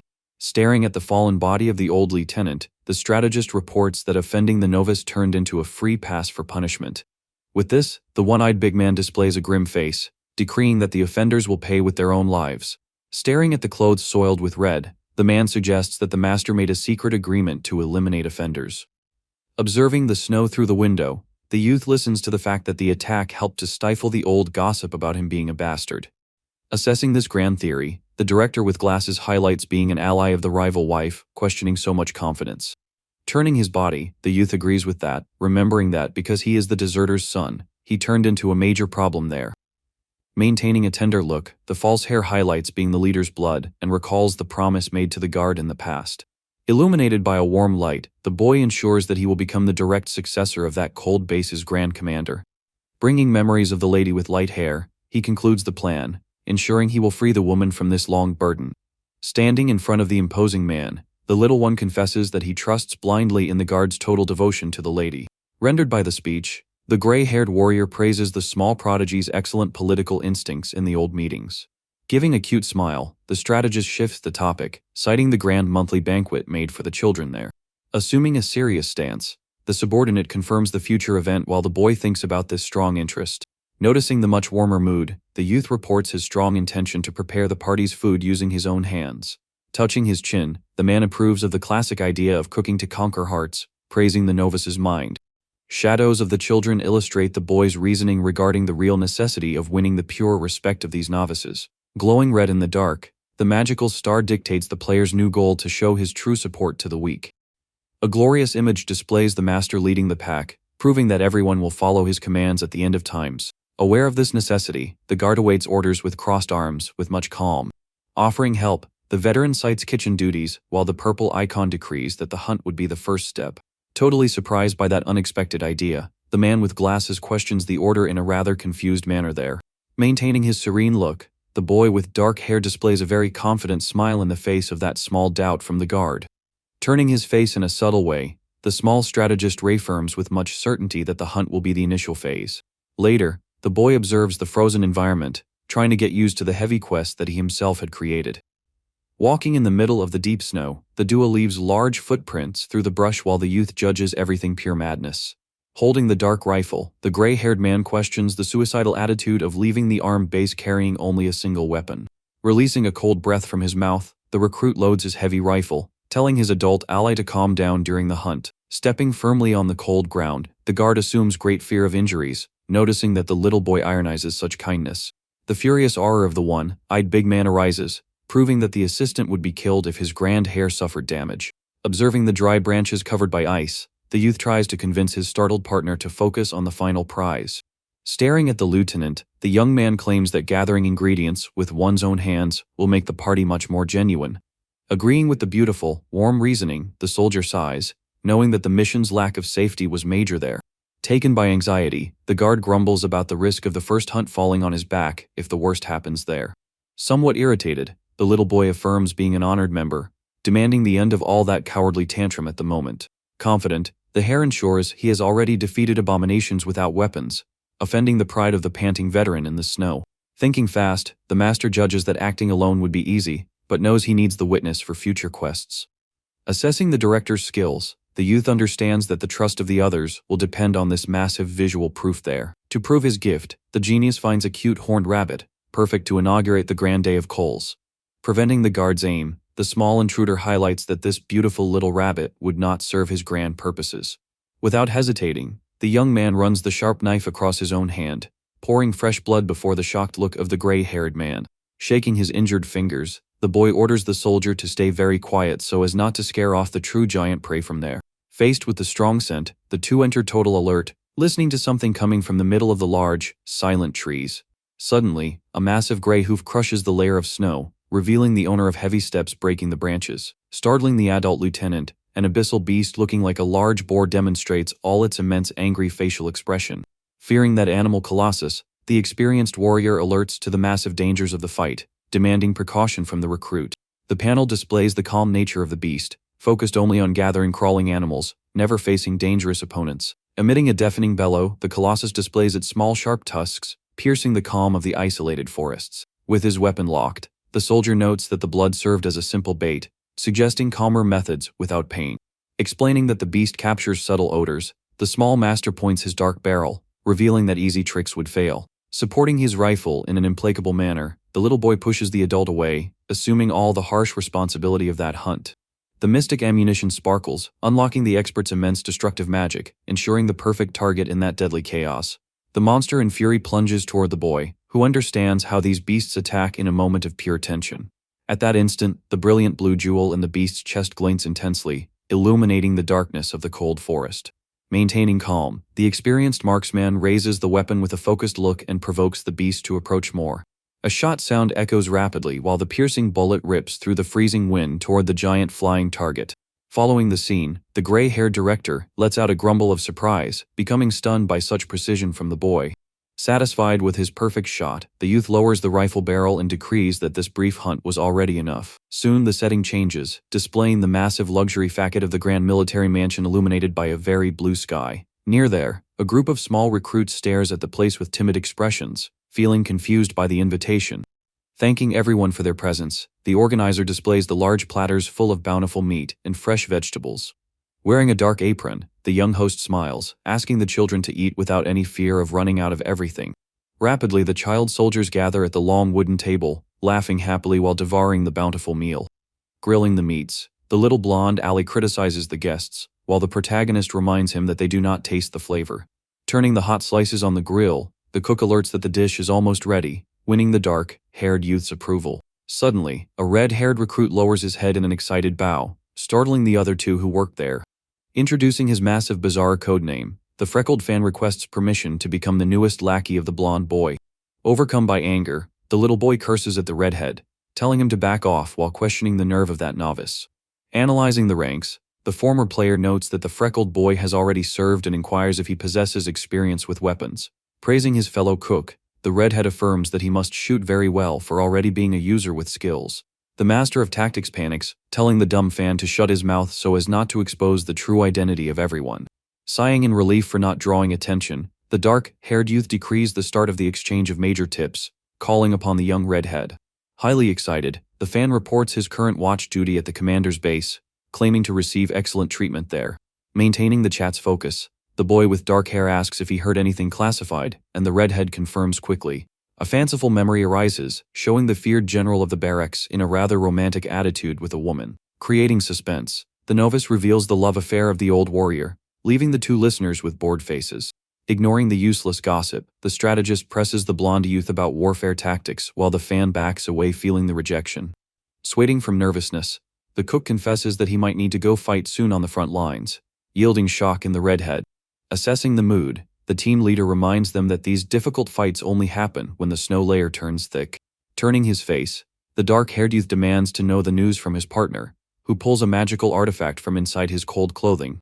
Holding the thin string, the blonde boy shows the rare brilliant ring, asking for the two friends to touch the object. Being totally useless to open their magical screen, the young man hides the jewel, perceiving that his grand idea failed. Explaining the strong theory of the game, the master deduces that the gain of magical powers depends on touching a meteor item. Gathering the clues, the youth concludes that the cruel rule of the system only releases one intruder power for each region there. Shaken by this, the helper screams in panic, calling out his own destiny while receiving a request to calm down. The massive floating panel arises, displaying varied meanness, with the master highlighting the immense utility of the virtual forum. With a dark look, the experienced human alerts that 8 survivors occupy the collective chat at that very same moment. Several dark figures fill the imagination, proving the grand existence of strong allies and enemies in other areas. Processing all this valuable information, the helper boy furrows his brow, reflecting on the next grand step.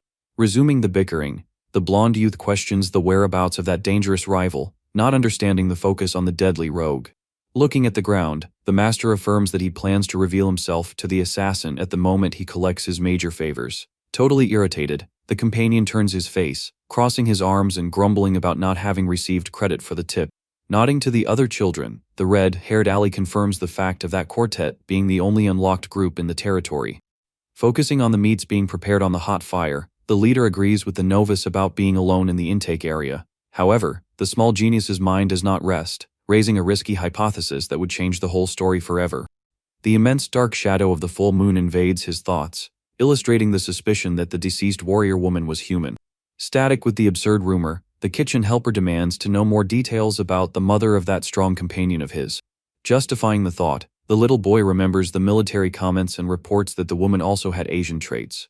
Old memories of the military assistant reflect his immense shock upon staring at the boy identical to the old girl of the squad. From behind under a strong gale, the supposed Asian warrior woman was recognized by everyone as the grand heroine of the fights.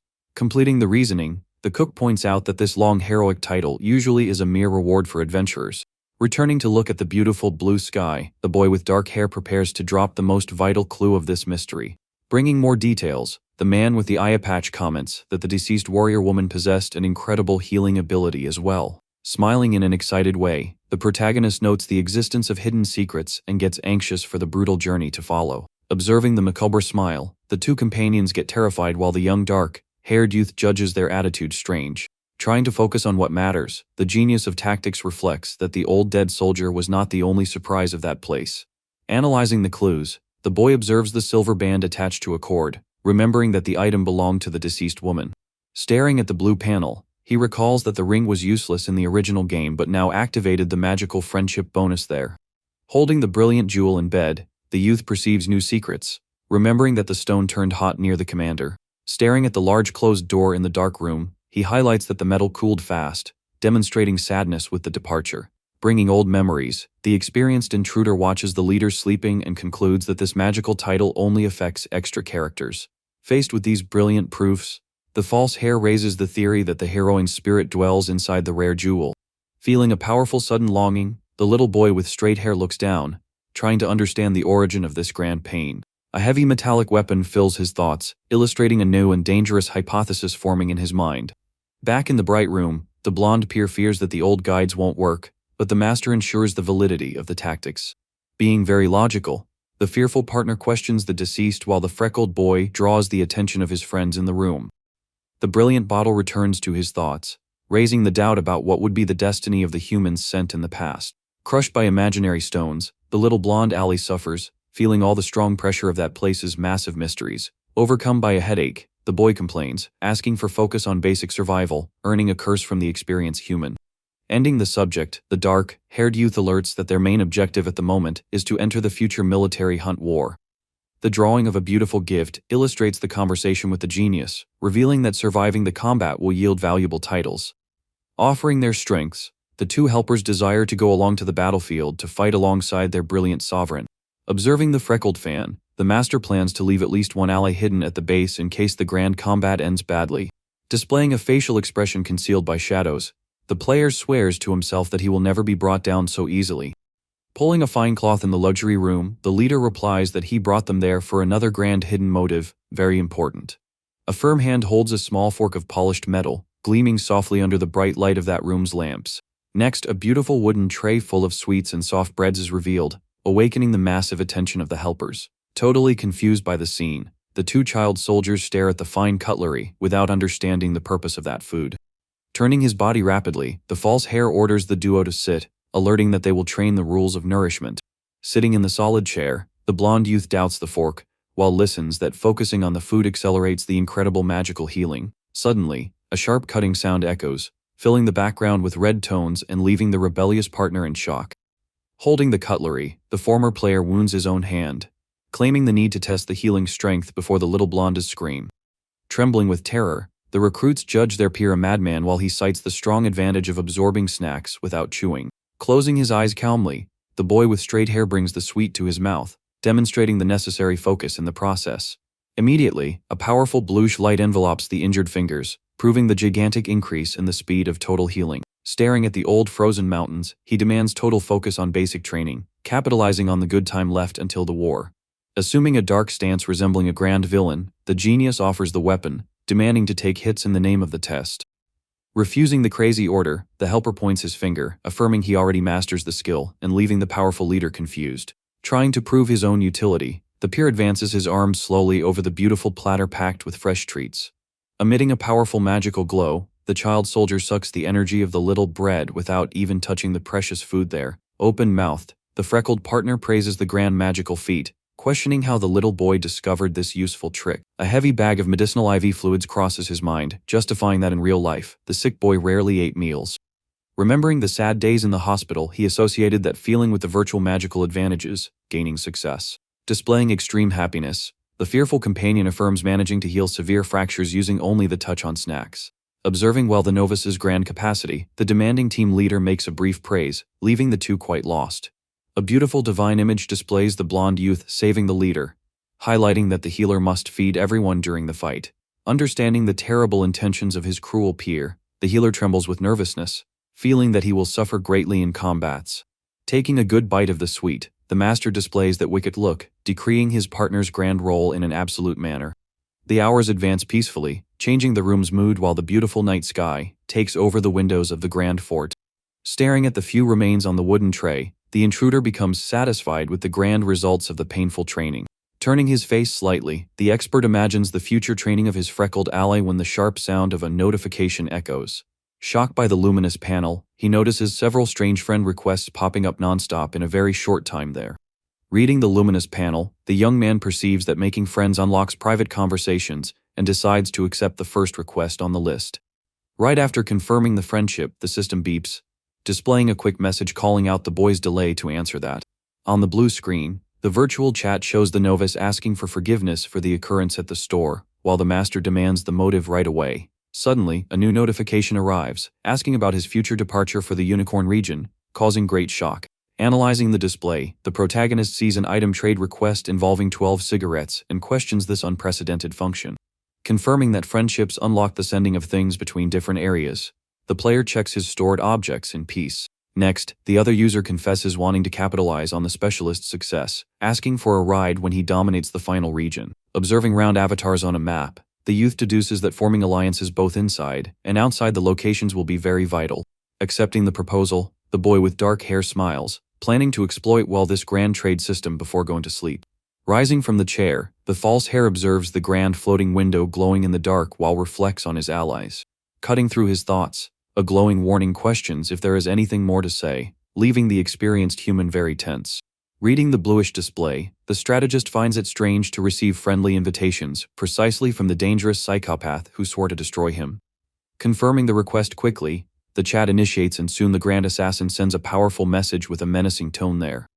Dark memories return, showing the rival bathed in blood, grumbling that he should have finished off the leader before falling. Returning to the actual past, the man's agile hands type on a beautiful illuminated keyboard during the night, diving into the virtual world. Smoking a cigarette in a very calm manner, the fellow with a thin beard reflects alone on what his new nickname would be in matches. Staring at the brilliant monitor, he listens to advice suggesting the use of a famous slang from the era, mixing strange words.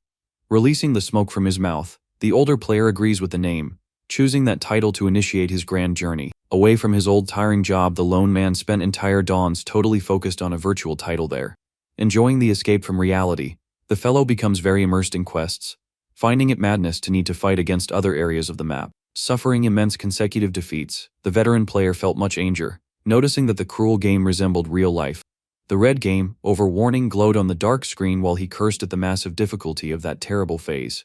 Driven by strong personal pride, the focused subject decided to continue playing non-stop, seeking to overcome that difficult obstacle. Conquering grand victories, the luminous panel displays his total success upon dominating the bizarre chicken region without problems. Displaying a highly excited smile, the winner celebrates having purged the simple scenarios, confessing that the fun finally came. But the joy lasted little when the grand challenge raised the level, bringing virtual avatars copying strategies from real people. An extensive floating list displays the enemies of each location, proving that the cruelest routes were led by deadly geniuses. Walking through the streets of the virtual village, the character runs into the famous specialist's avatar. Losing that tough fight completely, holding his own face, the adult discovers that the vast majority of winners merely copied this adversary's famous tips. Taken by pure hatred, the dangerous rival finds a new post teaching the worst steps to win the most hellish scenario. Reading the forum through his phone, the subject is left completely speechless upon noting that his enemy dominated that madness. Narrowing his gaze with extreme fury, the man understands he needs to act very fast, surpassing the achievements of all the others. Running through the mission, he plans to become the second winner of that map, so that his avatar fights against the master right at the end. Swallowing his pride, the fellow played through the entire dawn, following that genius's instructions even while finding all of that madness. When he finally unlocked the final access, the dedicated man noticed through his phone that the target of his hatred vanished from the internet suddenly. Walking under the strong light, the lone player decides to follow the single grand clue left by the specialist on the message forum. Standing before the mysterious establishment, the bearded fellow notes that all the brave people who came to investigate ended up vanishing. Driven by immense curiosity, he pushes the heavy glass doors, entering the empty hallways under the cold light of the store. In the refrigerator area, the intruder recognizes a young redhead holding bottles, remembering the bizarre nickname of that highly loyal fan there. Approaching the boy without fear, the veteran confirms that the big redhead was a famous former athlete, and soon discovers his link to the cruel game. Startled by the sudden approach, the freckled youth admits following fervently the teachings of that genius idol of tactics. Advancing to the old service counter, the man with a grim expression stares at a large knife lying on the smooth table of the store. On the other side of the glass, a strange employee wearing a black mask listens to the customer ask for something while waits in silence there. Staring at the mysterious clerk, the adult makes his purchases, being observed in an environment completely taken by massive silent tension. Turning his back to leave, the customer reflects on the madness of the situation while dark stains dominate the dark scenario. Observing the buyer's exit, the dangerous clerk does a piercing gaze surrounded by a tremendous, highly lethal red magic. Suddenly, the dark leather shoe locks on the bright floor, indicating that the veteran perceived the fatal ambush midway. Turning his body swiftly, the fellow screams in total shock, being completely swallowed by a highly magical bluish flash there. The glass doors close slowly, marking the absolute end of his human experience at the moment reality vanished for good. Awakening abruptly in the new world, the feared assassin widens his eyes, perceiving having incarnated into a small young child's body.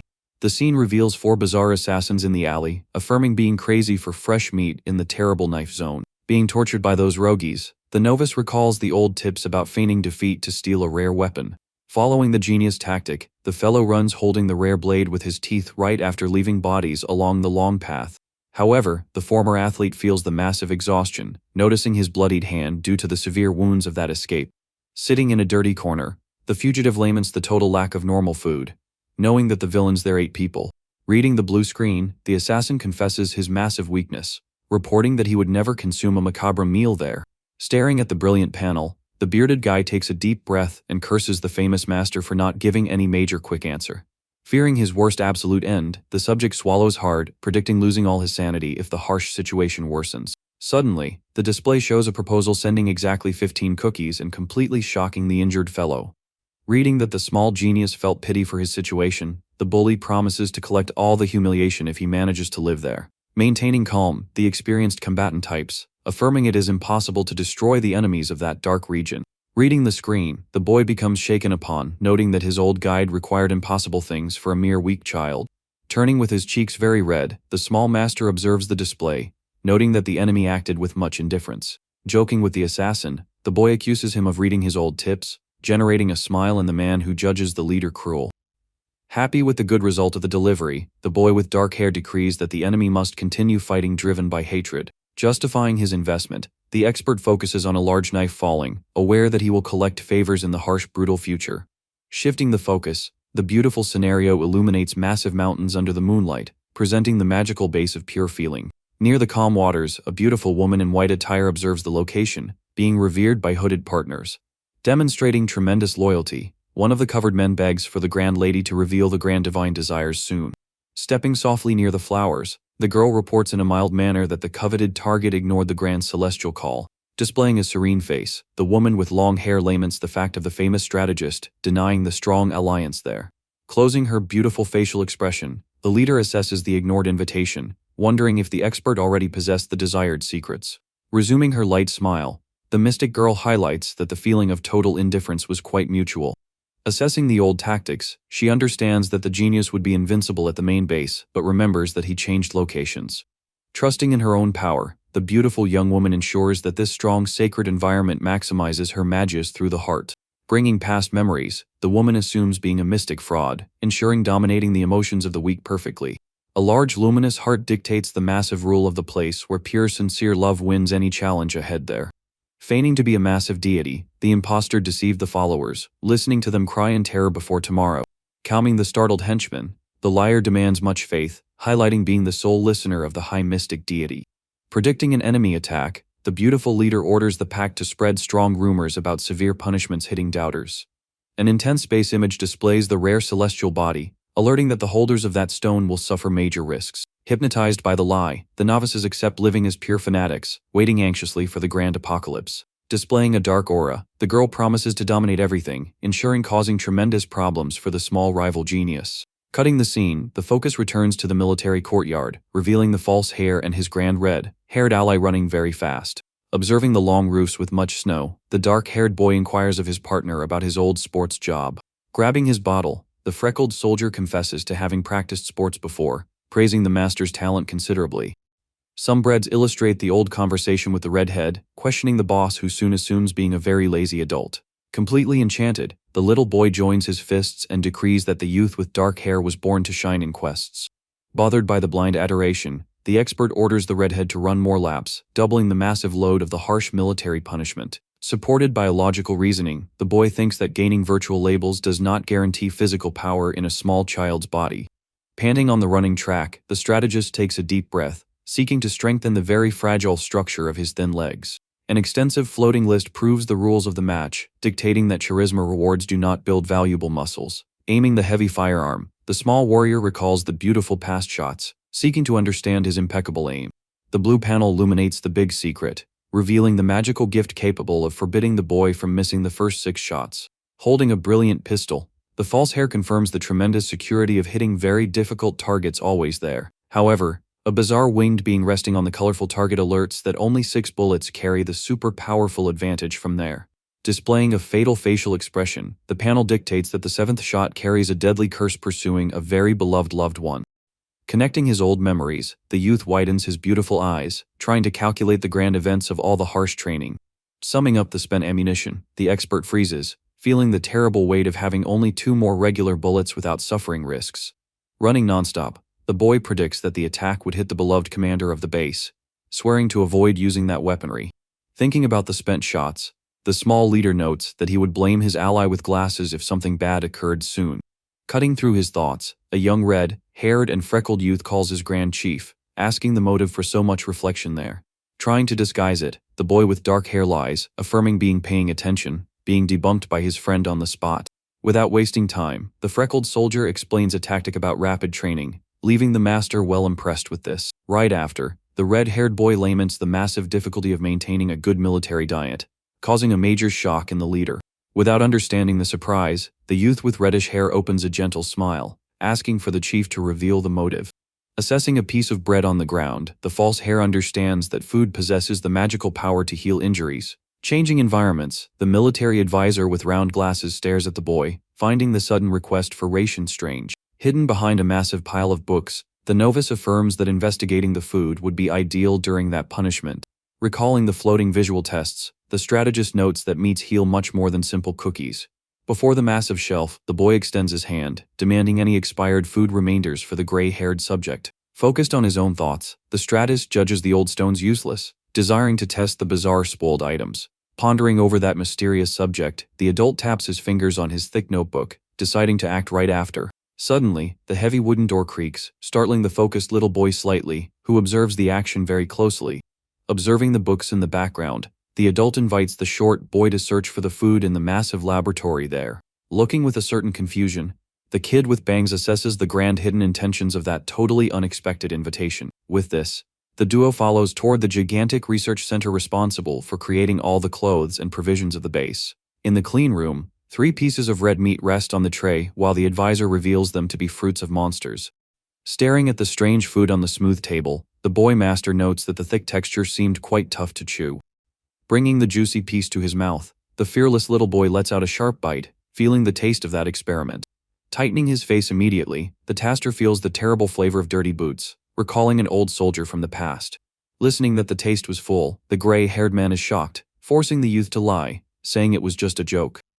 Cutting the local tension, the door handle turns brutally, announcing that the illustrious visitors were noticed over there. On the other side, the old bald scientist holds his notes with his face bathed in sweat upon seeing the noble military presence. Celebrating greatly, the elderly man runs marveled, knowing that someone finally noted the immense danger of the gigantic hunger. Crying from frustration, the doctor laments the major pause in research, feeling much fear before the next deadly disaster. Crouched on the bright floor, the boy helps to gather the scattered papers, highlighting that the adult was quite right. Smiling gently, the youth with dark eyes promises to donate total support to end the terrible hunger in that place. Festivities aside for the good intentions, the elderly director widens his grand eyes before that marveled boy's compassion. Holding the old red meat, the expert demands the creation of lighter packages to avoid major losses on quests. Pointing to the massive panel packed with buttons, the researcher reports having cutting-edge technology to freeze all of this. With a determined brightness in his look, the scientist savors a small piece of meat, swearing not to disappoint on the path. Demonstrating full confidence, the boy crosses his small arms, dictating the massive military order to generate the invincible food. On the outside of the grand structure of light bricks, the advisor awaits standing near the massive concrete stairs. Observing the illuminated sky, the adult questions the young expert about the true secret tactics of this sudden order. Looking coldly at the master, the gray-haired official deduces that the boy desired to create provisions for the 2 recruits. Concealed by the corridor shadow, the adult soldier confesses judging the genius quite spy, like an astute under false attitudes. Walking through the smooth hallways, the man with light hair reports his old belief, judging civilians as complete fools. However, the respected military man swallows his strong pride, assuming that the short boy would dominate everything in the very near future. Upon listening to the tremendous praise, the young recruit is left in shock, stamping a gigantic surprise on his small face. Joining all the logical points, the genius deduces that this dangerous man planned to follow his brilliant orders now. During the tranquil walk, the duo paralyzes near the high wall upon sighting a military guard inspecting people there. Standing at the end of the illuminated tunnel, the strong sentinel demands attention, requiring to check all guests for pure safety. Staring at the gate inspector, the small prodigy accepts undergoing the quick physical exams so as not to generate silly fights. However, the brilliant screen reveals that the worker was the lone son of the old big man defeated by the boy before. Bloody memories return, displaying the exact instant where the cowardly general suffered a fatal blow, falling injured. Finalizing the searches, the young guard asks numerous apologies for the past, forgiving the kid and releasing the gates. Passing through the military post, the advisor tries to reassure the master, asking to keep his mind well relieved and in peace. Recalling the heavy trauma, the advisor reports that the novice cried a lot for his cowardly father even while being abandoned in the trash. With the sun bathing the grand beautiful buildings of the local academy, the expert thanks him for the immense comfort far from dangers. Connecting the facts, the advisor notes that the small leader tested the troops' grudge, flaunting a rather merciless attitude. With this, the young genius with dark hair perceives a massive silence in the barracks, noticing that everyone feigns not seeing his presence. Seeking to understand enemy tactics, the little boy focuses on discovering the executive's thoughts to separate his allies. Staring at the large blue curtains, the false hare thinks about the hidden attitudes of those experienced military officials. Displaying a slight smile on his face, the boy decides to act in a very bold way, planning to pay a surprise visit to his rivals. Far from there, an important military meeting occurs at the large wooden table, with the commanders debating the monster's call. Bringing old memories, a fearful official ensures having witnessed the giant beast fallen in the cold snow of the massive forest. Suspicious, the guard with a mustache questions the supreme leader's real intention upon ordering that the young novice hunt that beast. Disagreeing with the theory, the gray-haired advisor ensures that the calculating little boy only feigns having his short 10 years of life. Focusing on the dark side, the old bearded man recalls that the boy witnessed the tragic end of a strong man without blinking his eyes. Entering the conversation, the leader of special forces alerts that the real danger falls upon the adored lady of that area. Turning his face, the official with a mustache inquires about the woman's position, receiving the answer that she prefers to maintain calm.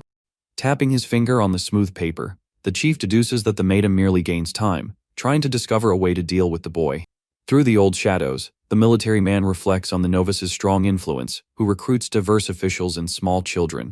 Narrowing his hard look, the veteran wonders if all these astute movements would be just to gain a grand spotlight. But the records prove the contrary, revealing the prodigy's empty and cold look, who clearly aimed for superior positions. The local silence ends up broken by the grand noise of the heavy wooden door opening slowly in the tense meeting room. Without asking permission, the pack of rivals enters the room, displaying immense ironic smiles at the early start of the serious debate. Supporting his hands on the long table, the lieutenant with dark hair calls out the motive for so much silence and fears interrupting something very secret. Staring at the man with seriousness, the bearded fellow reveals that the pack there only praised the little boy's grand hunting abilities. Standing, the military man enters the subject, confirming all the fascination with the boy's bravery. Looking at the reports over the dark surface, the man supports the novice's desire to enter the brutal battle of extreme extermination. Maintaining his firm posture, the veteran smiles in a subtle way, perceiving perfectly the dark intentions of that fake union there. Demanding much responsibility, the silvery military man offends the grandchild warfare use, affirming he will impede this fatal plan. Suddenly, the sound of heavy boots attracts looks, calling out the cowards who back down from the old zones using only words. Sweating from nervousness, a soldier interrupts everything and reports that a grand tragedy burst for good out there. Leaving the officials in total shock, the guard reveals that the small intruder jumped the high wall of that place's owner's private residence. Times before, the boy reflected sitting in bed, wanting to discover an effective way to unite the two opposing groups in a unique location. Concluding ideas, the boy noted he needed to touch exactly upon the forbidden figure from there to generate that immense total chaos. Due to the bold plan, the small intruder arises at the top of the wall, hailing the housemaid who immediately screams startled out there. Walking near the maidservants, the youth confesses needing to test strict rules after being denied by them. Without hesitating, the little boy of dark eyes accepts forging massive confusions, seeking to unlock the stalled paths. Before such cheekiness, a fine shoe steps heavy on the stone steps, announcing the mistress's majestic arrival. Packed with elegance on the rare steps, the girl in white dresses questions firmly about the sudden unexpected visit. Surprised by the girl's immense aura, the youth trembles upon staring at a magical window revealing the dangerous ending focused on her. Open-mouthed, the boy reflects, thinking the divine lady would be just another extra character when in reality she was a player. Staring at the rare brilliant writings of that terrifying panel, he notes never having heard rumors of the supposed wicked end. Observing the woman's serenity, the expert deduces that she cannot see other screens, suggesting dealing with a very old intruder. Feeling the tense climate, the young lady asks the motive for the boy staring at her in a hard manner, receiving smooth apologies. With a tear trickling, the prodigy manipulates the situation, claiming to have inherited this bizarre custom from his adored relative. Feigning compassion, the dangerous kid claims to bring his mother's last pure wishes, ordering that the duo stay well solitary. Taken by absolute terror, the fearful maids demand that the child leave the hall while the false hair fixes his clothes. Joining the wave, the silvery madam orders the troupe to leave, promising to listen to the boy's secret laments in a private environment. With the private room empty, the kid rests on the luxury bench, observing the strong woman turn toward the room's high curtains. Without delaying, the large pot pours warm tea into the beautiful green cups, generating a small doubt in the kid's attentive orbs. Drinking the tasty drops from the cup near the heavy sunny grate, the maiden demands in a smooth mode the grand divine vocal inheritance. Sitting far from her on the soft sofa, the expert records the intense hatred of the rival faction, noticing that the enemy did not distill wrath. Holding her long belly, the strong trembling hands overflow with pure anguish, proving to the recruit the immense guilt kept there. Diving into memories, the image exposes the backs of old acquaintances, assuming the heavy tragic load of the deceased companion. Straight to the point, the intruder throws lies, startling the pale woman and confessing all the destructive desire to shake the officials. Hearing that she was forgiven, the lady of white hair displays great shock, while the boy notes that the plan is flowing well. Taken by pure mistrust, the elegant woman squeezes her own dress and grumbles that this fake forgiveness is a lie. Listening to the outburst, the small intruder finds the fact of her citing a rote in which she took the loved person away from that boy strange. With the floating windows illuminating his mind, the truth arises, proving that the two women belong to rival games. Wanting to dig deeper into those secrets, the astute boy reveals that his deceased mother left another very secret message. Staring at the Platina Madame's surprised face, he affirms that after listening to the mysterious phrase, she would tell all the truth. Upon listening to the crazy word, the woman widens her beautiful eyes and gets her cheeks super red from so much shame. Hiding her face with her hands, the embarrassed lady promises to tell everything while the boy decides to rethink his nicknames. Before so much embarrassment, the beautiful cup of warm tea adorns the location, with the lady trying to find a starting point. Sitting on the luxurious light sofa, the madam confesses that she and her old human rival landed in that virtual universe suddenly. Drinking his drink calmly, the false hair listens to the crazy theory and soon affirms believing in each detail of this speech. Analyzing the version panel in his own mind, the calculating genius seeks to discover what was that player's addition. Memories of diverse media prove that the old franchise evolved from pixel graphics until turning into an arcade success. Looking askance, the small intruder reflects that his grand journey occurred in the most recent edition of all the launch.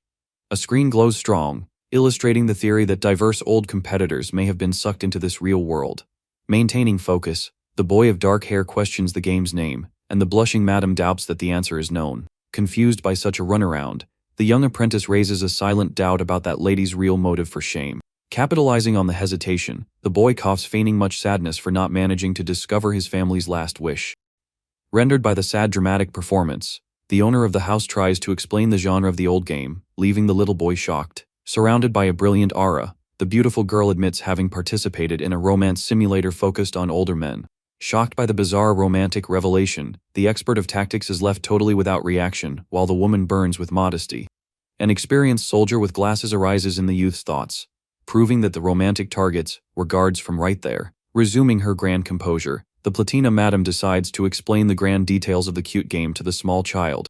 The pinkish display illustrates the title screen of the bizarre dating game, being totally set in the cold local installations. Bringing the figure of the powerful one-eyed man, the woman highlights that the focus was to conquer the old handsome men of the grand cold barracks. The human memory exhibits the girl in love before her brilliant computer screen, addicted to her favorite warrior. However, her grand frustration was trying to win the affection of a secondary advisor who did not possess a dating rote. With the beautiful romantic climate in the clouds, a gentle hand offers a clean handkerchief for the beautiful mistress in the middle of major focuses. Staring at her grand platonic love, the woman of long silver hair insists considerably for him to accept the beautiful present. Standing with his face slightly dirty with dust, the gentle soldier with glasses denies the offer, fearing to ruin the fine fabric. Enchanted with such protective kindness, the noble madam exhibits a sweet look, ordering her beloved to keep the scented item. Observing the grand affection told in the story, the boy of dark hair analyzes everything, joining the precious clues received. Closing her beautiful eyes, the refined lady confirms the beautiful romantic feelings, sustaining a grand posture there. Tilting her elegant body, the owner of the house confesses directly that her preferred target always was the Platina guard. Understanding the sad scenario, the false heir inquires if her marriage to the supreme leader served to end the journey. Taken by a tremendous sadness, the woman lowers her head, assuming nothing had another way out to try and live in peace there. A screen arises near the window, revealing the cruel quest to marry rapidly so as not to suffer the tragic fatal end in 1 year. Displaying the faces of the grand targets, the bizarre system dictated that only the one-eyed big man and the blonde youth were viable. Casting a hard look, the woman reports the grand family barrier for inhabiting the body of the beautiful daughter of the feared general there. Holding her own hands, she highlights not possessing any other grand shortcut besides trying the union with the fearful boy. Being the perfect listener, the prodigy kid understands all the painful steps trodden by the false girl until the marriage. Commanding the troops down there, the nobleman confirms having traveled through the virtual data, finding small flaws in reality.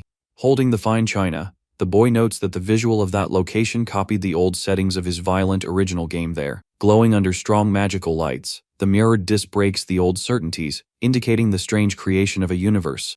Closing his dark eyes with pure fury, the clever intruder assesses these suspicions, swearing vengeance against the crazy mastermind. Bringing the terrible villainous shadow, the genius accuses the massive sadistic creator, affirming detesting the use of innocent humans. Resuming his beautiful false innocent look, the youth swears mentally to destroy all the massive entities responsible for this madness. Shifting his central focus, the expert smiles, predicting the giant mental shock of the feared rivals awaiting the total war there. Under a soft illumination, the soldier caresses the thin hair of the small companion, promising to tell all the truth in the future. Squeezing the handle, the false heir decides to feign being a mere ignorant child, hiding his long virtual traits. Finishing the conversation, the youth of dark eyes swears to dominate all that grand territory, maintaining a firm look. Suddenly, the gray-haired advisor arises screaming the master's name, demonstrating a massive expression of despair. Without understanding anything, the little boy stares at the alley with a confused face while several tangled lines float there. Staring at the little one, the man asks if that fellow was the older charming target, generating confusion in the boy. Taken by pure despair, the soldier screams demanding to know the motive for that crazy attitude in the wide hallways. Trembling with fear, the adult reports the invasion of the mistress's house, illustrating the beautiful maids being totally expelled. At the same time, the bearded man offends the rude attitude, demanding answers while the youth mocks his anger. Maintaining a light confident smile, the false heir alerts that he will reveal all the pure truth to the noblemen. Looking deep, the boy reveals having promised to support the total end of the ladies, and the Grand General's strong marriage. Before this crazy revelation, the silvery official enters pure shock, listening to the sound of murmurs in the environment. Stepping firmly on the light floor, the advisor fears that the supreme leader discovers that idea, judging everything madness. At that exact instant, the one-eyed big man questions if there exists some hidden secret, startling the soldier at the same time. Turning his face, the little boy stares at the massive warrior with the eye patch, ensuring having spoken only with the owner of the house. Completely calm, the prodigy claims not to have done anything wrong, confirming that the girl forgave the surprise visit. Turning his back, the commander reprimands his adopted son, alerting that the woman's simple forgiveness did not resolve everything. Extending his massive hand, the general dictates the maximum rule, claiming that everything in that grand barracks needed his endorsement. Closing his fist with strength, the leader highlights that acting without permission was a serious mistake, generating massive tension in the air. Observing the strong lecture silently, the gray-haired official swallows hard, demonstrating great apprehension with the problem. Joining the facts, the master of tactics assesses all the dark speech, planning his next grand movement. Bowing his body politely, the boy promises to ask for permission to cause confusions and requests to return to the room. Turning his back, the small boy calls the superior military man father, generating a strong brightness in the atmosphere of the grand room. Being softened by the affectionate word, the general releases the recruit's exit, confirming the total efficacy of the trick. Right after, the beautiful scenario changes, revealing the snowy village being totally illuminated by the strong sun of late afternoon. Walking in the long hallway, the assistant reports the general's immense respect for the bride, demanding relief from the child. Shifting the direction of the chat, the adult cites the beautiful woman of light hair, attracting the immediate attention of the prodigy genius. With a large ironic smile, the false heir reveals in a direct way that the beautiful lady desired to cancel the marriage. Shocked by the gossip, the guard confesses that he desired the same and recalls having offered great support for the separation. Tapping his foot on the dark ground, the boy decrees that there exists a detail still more fatal in all this gigantic history. Dropping the bomb, the expert reveals that the woman sought a new husband, generating an electric shock in the military partner. Totally confused, the soldier concludes that he needed to help the lady to find a good fellow, without noticing his own chance. A beautiful art exhibits the two adults, reflecting the irony of the duo loving each other a lot without ever noticing this strong affection. Judging the love case very easy to resolve, the short boy observes the man calling him from behind his back. Turning red with shame, the guard with glasses inquires of the small leader about how he could become a fine candidate. Lemoning his ally's slowness, the experienced player sighs tiredly, judging the adult partner a true disaster. Walking through the grand illuminated hall, the boy accepts to help, demanding respect and ordering the subject to disguise his joy. With the calm snowy streets seen from above, the false rumors of the confusion involving the child vanished with considerable haste. The melting of the snow and the weapons icon announced the arrival of the famous war focused on destroying massive monsters there. Entering the tense mood, the silvery helper devours food, helping an old bald doctor in military preparations. In the general's vast room, the false hare planned his entry into the war, when he listens to totally contrary orders. Caught by surprise, the boy of short hair widens his dark eyes, displaying a grand, rather confused facial expression. Sitting at the table full of papers, the supreme leader points a dark weapon, dictating the absolute prohibition of the youth in the hunt. Reading a massive blue window, the player wonders about the motive for that sudden order, closing his gaze with pure mistrust. The shadows show the boy planning to train the red-haired novice and his friend the little blonde in combats against monsters of the brush. Staring at the youth, the warrior alerts about the immense fury of the hungry beasts, and the prodigy suffers for staying locked up. Looking at the dirty calendar, the master enters despair without knowing how to evolve to the true deadly phase of the game. Worsening the scenario, the commander alerts that the child will be sent to an academy, lasting 6 long years of studies. Incapable of accepting the school future, the kid focuses on the chief's hand near the heavy pistol, thinking of a way to escape. Speaking firm, the recruit alerts knowing that the adult spoke with the mistress about his deceased mother, leaving the old man attentive. Sitting in the chair, the one-eyed big man deduces that the little boy knows of the stellar player, startling the novice in the hall. Static before the chief's wise words, the little boy of dark hair agrees, noting that the enemy knew of everything. Recalling the past, the one-eyed big man reports that the woman of short hair always spoke absurd things. Because of this, the powerful commander confesses not managing to believe in her old words in a very easy manner. Taken by anguish, the mature man hides his face in his hands, assuming he never imagined losing her forever.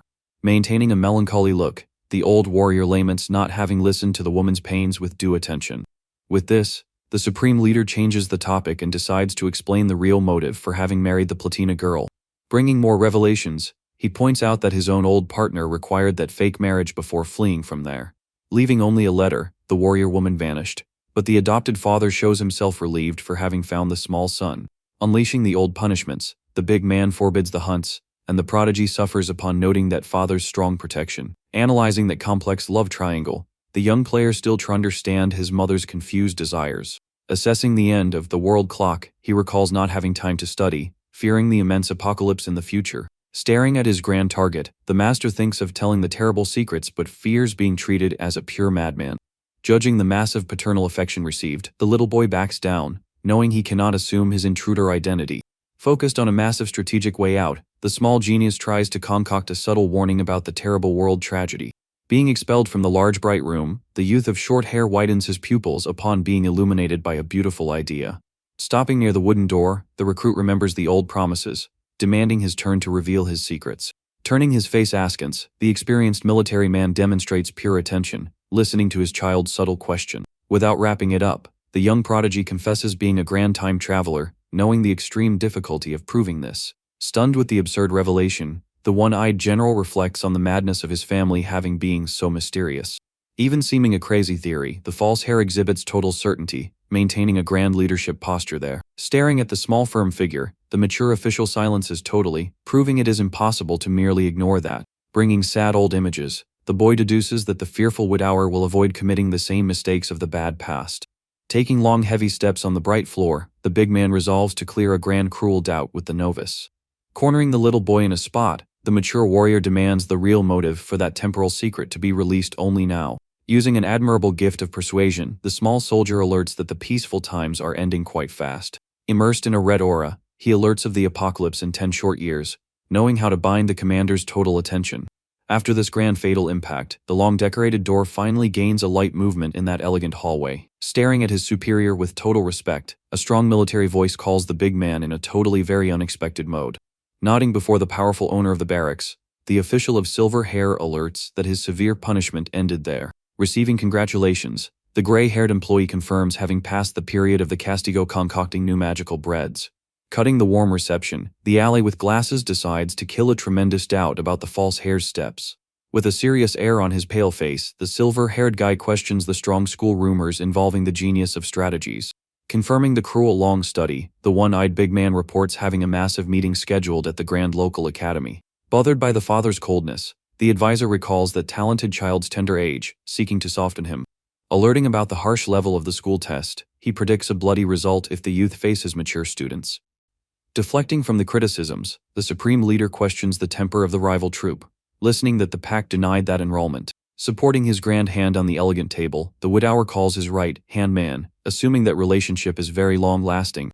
Recalling the long toil in the frozen trenches, the powerful general confesses that the gift of born instinct resolves everything. Standing face to face, the two adults know very well the incredible fatal weight that a simple instinct carries in fights. Closing his beautiful dark eye, the big boss backs down in his alerts, confessing not having digested the old information. The fatal memory echoes in the room, revealing the image of the boy promising the grand global catastrophe in 10 years. Processing the catastrophic theory, the right-hand man loses totally his grand reasoning, turning into a target of surprise. Sweating down his scarred face, the one-eyed man points out the massive barrier of disbelief, knowing it is a grand bizarre warning. Grabbing his chief's fine light clothing, the scrawny boy uses all his small strength, proving the terror of traumas. With the grand temporal magic glowing, the traveler dictated the moment of the vital leap, landing in an old youthful body there. Showing immense thirst for pure victory, the little prodigy boy swore to defeat the tragedy, generating pure respect in the adult. Uniting all the logical threads, the kid justified his incredible brilliant mind, demanding real paternal trust there. Covered by a vast colorful magic, the experienced player denied knowing the directions, claiming to have shaken the timeline. Being very firm in his harsh arguments, the small recruit invoked a rare purplish spell, promising visual proofs. Decided to win all the sacred respect, the experienced tactical master required participating in the heavy training of the academy. Upon listening to this brave proposal, the commander silenced his criticisms, noticing the pure destructive fire in the child's eye. Soon the setting changes, displaying the grand rustic facade of that massive base's esteemed military academy. Inside the classroom, the experienced instructor reports that the harsh curricula prepare the youth against monsters. However, an old folder of confidential files proves the grand existence of a totally secret strong training there. Focusing on real battles, the boy imagines the armed cadets fighting among themselves in that combat simulator against humans. Strong lock chains illustrate the tremendous difficulty of this phase, requiring the same extreme rigor of military tactics. Showing the grand emblems, the narrator dictates that this secret tactic serves for the future combat against the other zones. Before this revelation, the one-eyed leader questions how that small boy knew of facts so classified of the high command. Displaying a grand serene look, the prodigy explains already having graduated from that same strict academy in a distant future. Promising grand proofs, the traveler ensures that he will show his pure skills in a direct way and without false prophecies. Making a long bow of respect, the boy begs for the grand permission to train with the best cadets from there. Assessing the extensive teaching plans, the powerful commander decides to totally support his small child's harsh request. Times later, the old assistant with glasses questions the general if that dangerous decision possessed sentimental ties. Very serious, the one-eyed big man does not deny his grand favoritism, because it deals with his only beloved son with the deceased. Bathed by the strong light of the window, the experienced veteran reports feeling that weapons are not going to contain the grand world threat. Adjusting his fine glasses, the military man listens to the chief asking for him to trust in that pure instinct just this time. Illuminating the massive stone building, the big man reflects alone, judging that the young recruit would be the location's salvation. Meanwhile, the young master stares at a skilled student of light hair facing the old bearded director of the grand school. Displaying a facial expression of grand fury, the old gentleman stares at the beautiful cadet, demanding more respect before the noble visit. Observing everything from the side, the boy of short hair notes the confusion and finds the massive nerve of that student quite funny. Very firm, the gray-haired cadet claims that novices cannot fight, and the leader celebrates having found the biggest goody, 2 shoes of the place. Being heir to an important old executive, the beautiful youth of erect posture flaunts the post of best student of the academy. Displaying a beautiful friendly smile, he gains much respect for maintaining pure humility even while being from a rich family. Focusing on the strong personality, the prodigy listens to the student demanding the end of the test for judging the leader too weak and inexperienced. Demanding protection, the cadet denies exposing the little boy to risk while the genius judges him far too honorable for a mere soldier. Taken by pure despair, the bearded director demands obedience from the stubborn student, remembering that the general ordered the test. Ignoring the strong scolding, the cadet of light hair maintains his posture, drawing the grand attention of the experienced old bearded man. Judging the little boy too fragile, the hero alerts that easing the training would be a strong humiliation for the young and noble master. Keeping his beautiful dark eyes closed, the prodigy agrees with the fellow, highlighting also hating any type of slack. Sweating from nervousness, the director tries to defend the boy's health, being soon cut by the prodigy's immense confidence. Opening his mouth with firmness, the young leader decrees having gone there only to witness the total skills of the local elite. Casting an admired look, the goody two-shoes cadet assesses the bizarre rumors and perceives the grandiose boldness of that child. Before the immense courage, the gray-haired youth alerts about the massive fatal risks, receiving a very indifferent answer. Surprised by such blind determination, the student praises the warrior attitude of wanting to evolve even while not having experience. Wanting to help, the honest companion requests to form a team with the young master, seeking to balance all that grand combat. Thinking fast, the goody two-shoes plans to use this for the little boy to enjoy the harsh experience without taking any major fatal damage. Leaving everyone in pure shock, the shorty discards the kind help in a very arrogant way, denying the useful alliance at the same time. Walking to the dirt field, the gray-haired student ensures that pure teamwork is highly essential in victories. Smiling in a very confident mode, the little boy dictates it is impossible to prove his own strength if the two stay together there. Stopping at the big man's back, the small prodigy announces that he intends to finish off all the cadets of that strict school. Surrounded by virtual flames, the massive academy illustrates the leader's thought, hating to lose his valuable lifetime there. Tired of runaround, the team follows to the open field, totally snowy, where the grand warriors prepare for the proof. Focused on the target, the 5 cadets stare at the long frozen vastness, aware of the mission based on annihilating the grand rival. Touching the thick clothing, the gray-haired student alerts that the sensors beep, registering the demises after suffering perfect hits. Without wasting time, the goody two-shoes warrior turns his face and calls the immediate attention of the old instructor of the harsh fatal test. Concealing the vast frozen area, the student requests a grand map exchange, suggesting using a location more friendly for the novice. Listening to the strange request, the armed girl stares at the gray-haired ally, noting the tremendous concern with the weak shorty. Smiling gently, the experienced youth denies the help, requiring to fight in the principal territory of the school without the least fear. Emitting intense red auras, the veterans feel all the weight of the massive humiliation, keeping much fury from the leader. Burning with pure anger, a cadet hides his face in the shadows, cursing the brat's audacity before that long courtyard. Tired of the massive disrespect, the teen points the heavy firearms, desiring to teach good manners to the small child. Deducing the refusal, the cadet of light hair affirms that the opponent focuses on creating grand excuses for the possible defeat there. With his face concealed by the dark mask, the student reprimands the group, warning them not to speak ill of someone behind their back. Analyzing the child's chances, the gray-haired veteran highlights that the leader decided to fight alone for not having other choices there. Being very logical, the studious youth raises his finger, explaining that having partners who do not cooperate is much worse than being alone. Sum to this, the warrior points out that the team in charge of protection would suffer severe punishments in case the boy got hurt there. Observing the vast frozen area of the school, he prepares to drop the third and last grand motive of that old tactic. Using the trunks as an example, the fellow indicates that the short stature favors the hiding place, making the isolated advance much better. Uniting all the clues, the experienced cadet arrives at the obvious conclusion that the solitary boy will aim at only a single target. Under a strong illumination, the view of the grand flagpole hoisted in the center of the enemy camp becomes the total focus of the combat. Knowing it is impossible for the shorty to win against all the soldiers together, the goody two-shoes predicts a stealth attack focused only on the flag. Tapping the rifle, the masked veteran notes that the brat's arrogant speech served solely to leave everyone quite irritated. Finding the artifice brilliant, the allies smile, but the gray-haired guy cuts the fun, judging that the youth in fact ignored them anyway. Assuming the seriousness of that violent test, the experienced warrior motivates the troop, requiring that everyone fight with great diligence. Commanding the squadron, the student leader requires that the group march to the child's base, drawing much attention on the path. Staying in the shadows, the fellow of light hair plans to wait for the boy to escape the large group to ambush him with pure shots. Holding the weapon, the skilled marksman smiles confident and adjusts his old protection goggles to initiate the grand plan.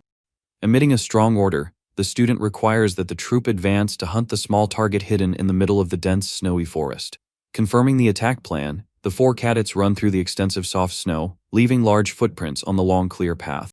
Without understanding right the child's real intention, the girl of pinkish hair runs armed, displaying much confusion with the new hunt. Far from there, the little boy recruit rests on a high branch, spying the easy targets running together through the lenses of the binoculars.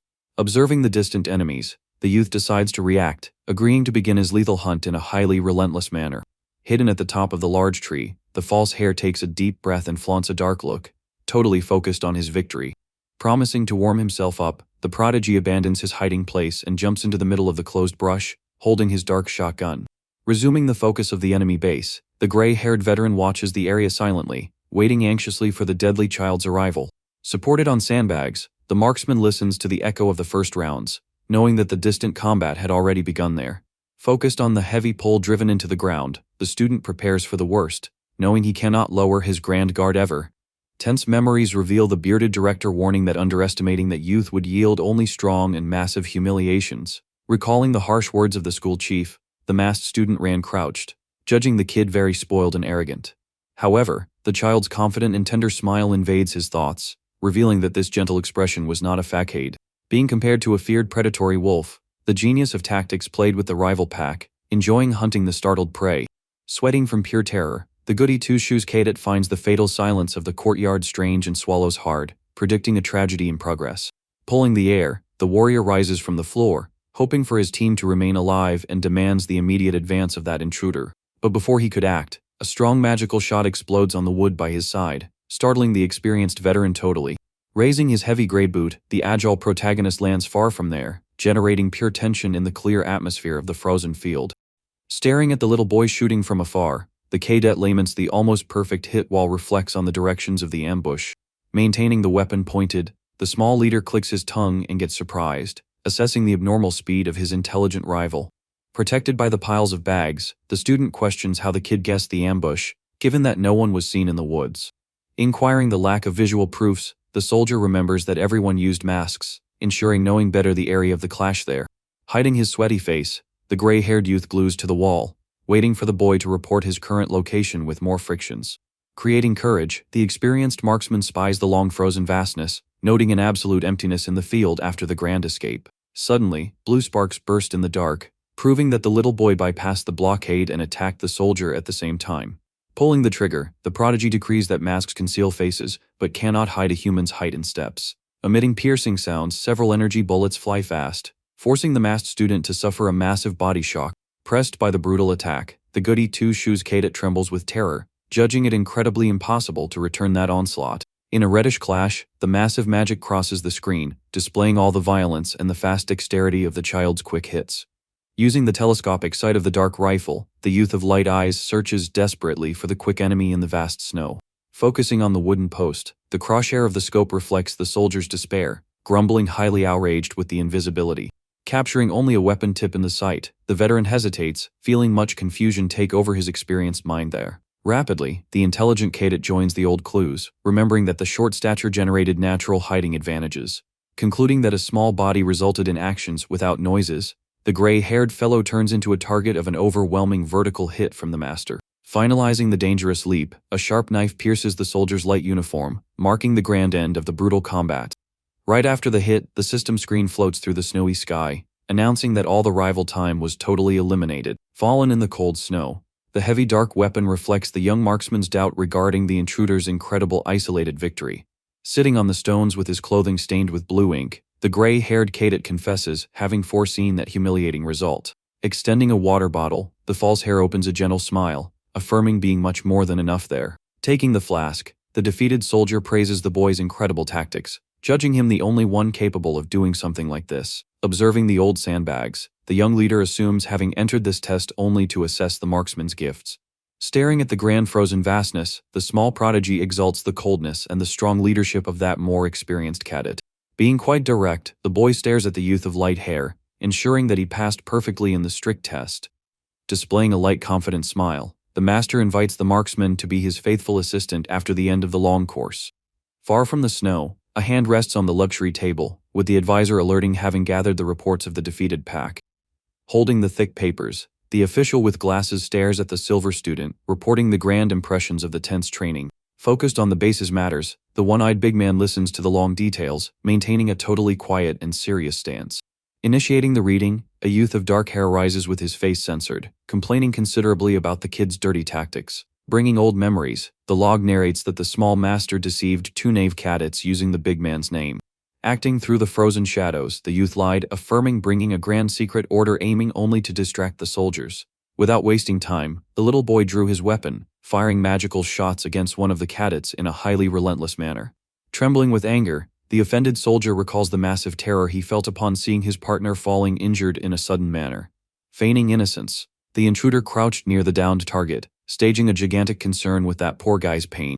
But upon lowering his guard, the kid stabbed the other cadet, completing the perverse plan with an incredible assassin coldness. Departing for another verdict, a student of pinkish hair dictates his statements before the grand advisor sitting at the old table. Fearing the child, the defeated warrior points out the old tactical manual, affirming that simple predictions are very easy. However, the startled youth describes the total perfection of the grand hits, noting that the little boy did not feel any terror. Smiling before the tough combat, the small leader acted like a tough soldier accustomed to bloody battles. Shocked with such childish ability, the official with round glasses paralyzes, demonstrating a strong shake in his thoughts. Seeking to listen to more bizarre facts, the gray-haired man questions the third student about the novice's terrifying performance. Surrounded by divine gleams, the cadet of bluish hair answers the doubt, claiming that the false hair was a perfect being. Sighing tiredly, the military man feigns to disdain the accounts, judging that the commander only used the training to exhibit his son. Cutting the grand line of reasoning, the chief with the eye patch summons his right-hand man, assuming an authoritarian stance. Caught by surprise, the experienced helper looks at the big man, listening that the boy will lead the massive armed hunt. Unleashing a gigantic scream of fury, the crash startles the little birds near the local military's vast principal facade. Demanding answers, the shorty master presses the alley, requiring to know if he feared losing prestige supporting a mere novice. Illustrating the council's procedures, a paper confirms the post of leader conceded by the adopted father, seeking to silence criticisms. Covering his own anguished face, the adult soldier laments the danger, remembering that real monsters are merciless. Trying to ease the tense climate, the helper praises the child's gift, pointing out the incredible tactics assessed at the school. Focusing on the gigantic map glued on the elegant wall, the veteran with glasses recalls the grand perfection of that route traced.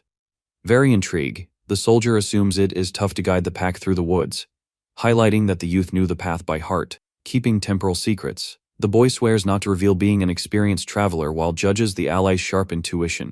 Slapping his open hand against the light wall, the advisor decides to flee from the subject, requiring focusing on the most fatal problem from there. Hanging upside down, the young prodigy mocks the peer's seriousness, affirming hating the slowness of the old attacks. Creating cute images, the expert explains that the troop focuses on trapping the beasts first, seeking the luminous core much later. Turning his face slowly, the silver advisor questions the motive for the kid judging that technique so slow and defective. Immersed in a grand obscure aura, the genius suggests breaking the magical stone immediately, avoiding losing time injuring the beasts. Refusing the bold tactic, the soldier explains that the gleams change locations, being well visible only in very small animals. Sustaining a mature pose, the man with glasses dictates it is impossible to find the hidden cores in the massive beasts of the forest. Looking coldly at the master, the adult reinforces that aiming only at the lethal point would bring the tragic end of all the small team. Smiling before the peer's massive naivety, the traveler recalls the immense sea of blood left in his old past lives. Bringing the figure of sinister monsters, the player's mind recalls having defeated thousands of brutal beings in old realities. Focusing on the horned beast, the leader recalls that the targets always conceal the mystic stone in defensive areas varying by race. Concluding the teaching, the little boy turns his neck, flaunting a brilliant eye, and dictates knowing the exact weakness of the enemies. Shocked with the boldness, the gray-haired soldier stammers, inquiring about the crazy directions of that gigantic and brutal military hunt. Turning his face in a smooth way, the boy smiles, ensuring that the group will do everything with a tremendous, very lethal agility. Later, the young master rests on the warm bed, assessing a large brilliant bluish screen illuminating the dark room. Recalls the long conversation, the traveler notes the silver alley's strong disbelief, deciding to sustain his lethal plan. Touching the luminous panel, the prodigy drives away the old memories, focusing on a grand detail much more important there. Analyzing the vast virtual display, the false hair reads a strange message about the real existence of pure clones far away. Having immense notifications, the young recruit finds the massive uproar of his old allies strange, fearing something very terrible. Seeking to unravel that mystery, he resolves to read the old messages, finding the fearful account of one of his partner friends. Displaying the dark boy's old photo, the user reports the bizarre contact of a grand and feared lying fraud. Lying on the soft pillow, the kid questions himself about the bizarre arrival of one more false player in the frozen universe. Rapidly, the screen shows diverse members of the group, confirming having received the exact suspicious message from that big guy. Reading the immense digital confusion, the expert notes the pure curiosity of others, waiting for the revelation of the long obscure text. Bringing the terrible truth, a partner copies the phrase forbidding total contact with the strange zone of the strong unicorns. In a massive startled jump, the little boy rises from the soft mattress, shocking himself upon seeing his own name used in the false gossip.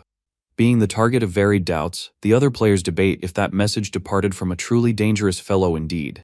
Resuming the memories, the boy dictates there existing a long and tough magical barrier limiting others' contact in the old past. Staring at the window's pure celestial glow, the traveler assesses the rare borders, deciding to investigate everything in the military war. Maintaining his beautiful dark orbs focused, the master drives away the tough thoughts and seeks to interlink the immense, suspicious facts. A failed, colorful image reveals a massive dark horse coat of arms, illustrating this crazy player's enormous mystery. Returning to the glowing forum, the wise partners conclude with immense ease the true exact origin of the said intruder.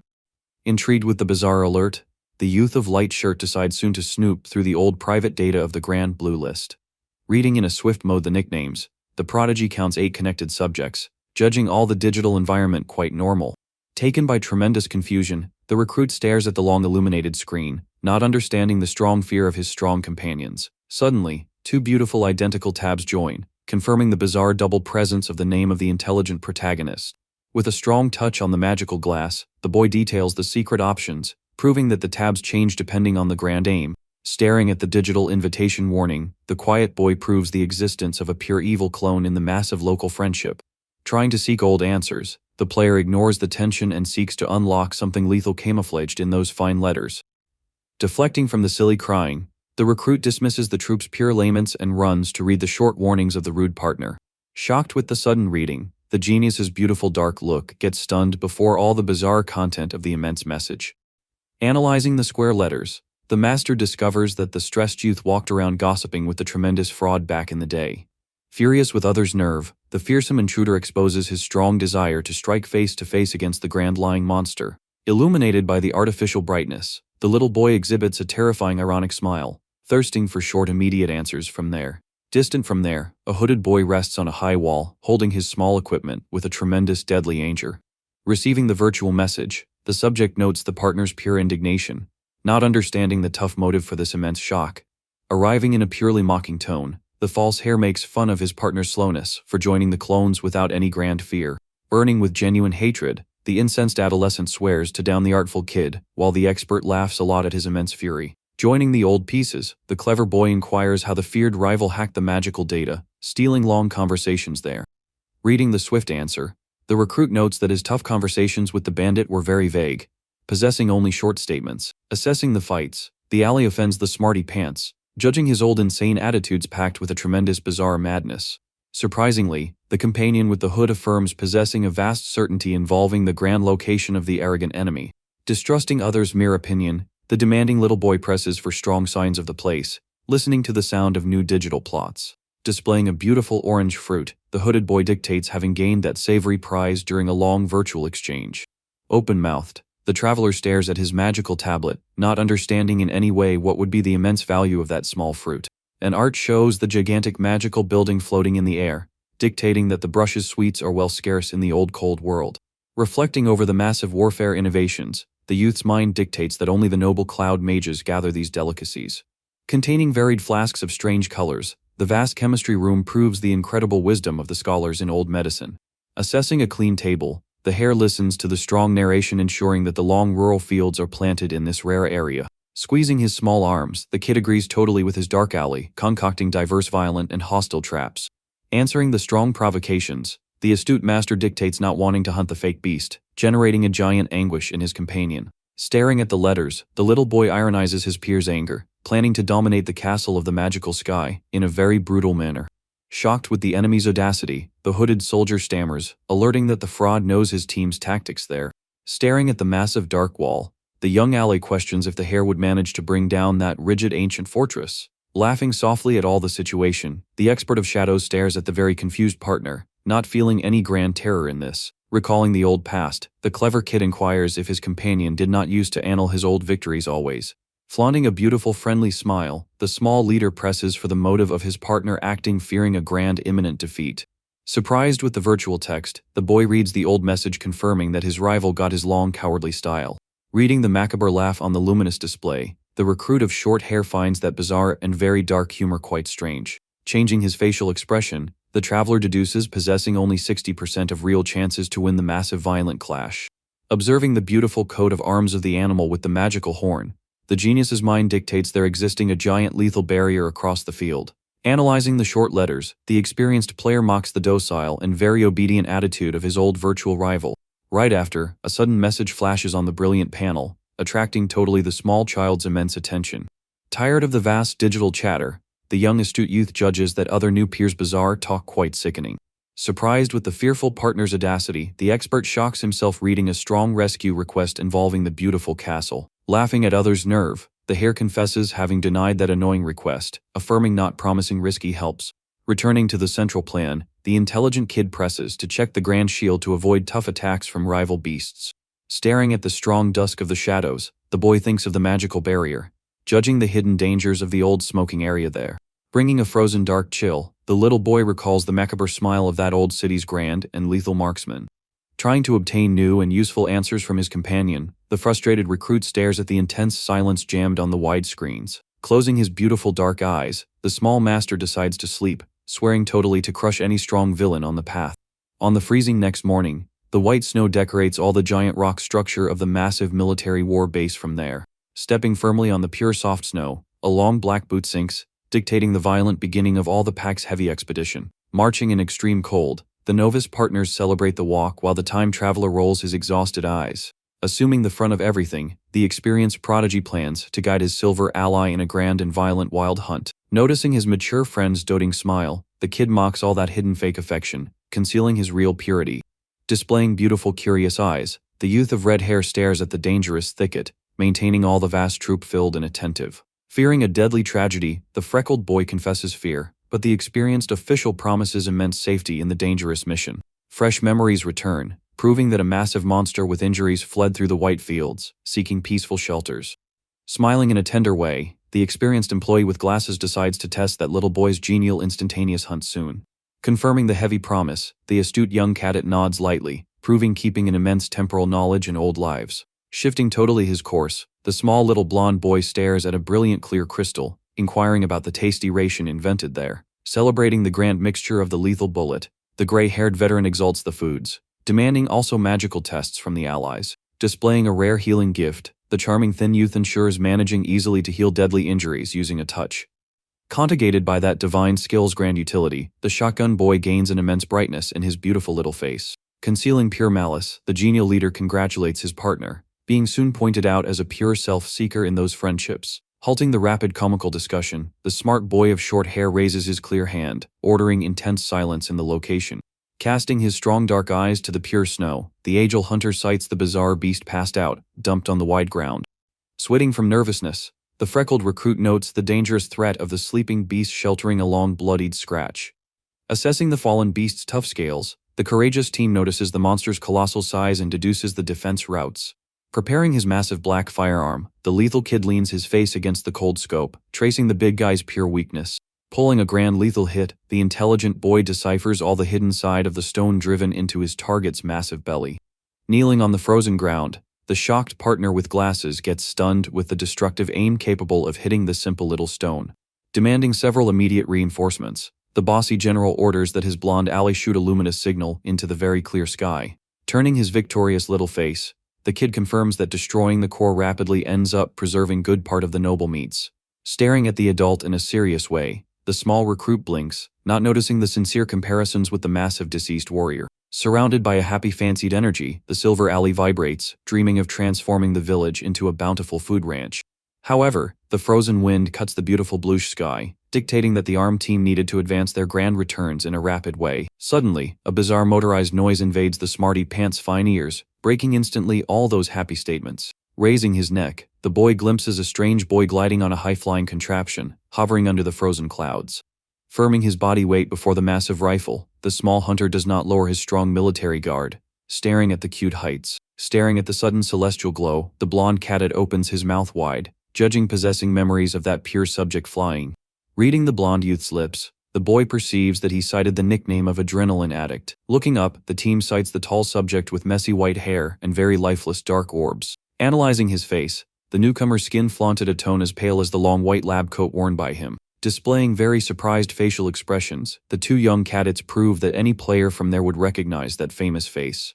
Trembling considerably, the freckled boy shakes his head, calling his superior while the false hair observes the strong tension.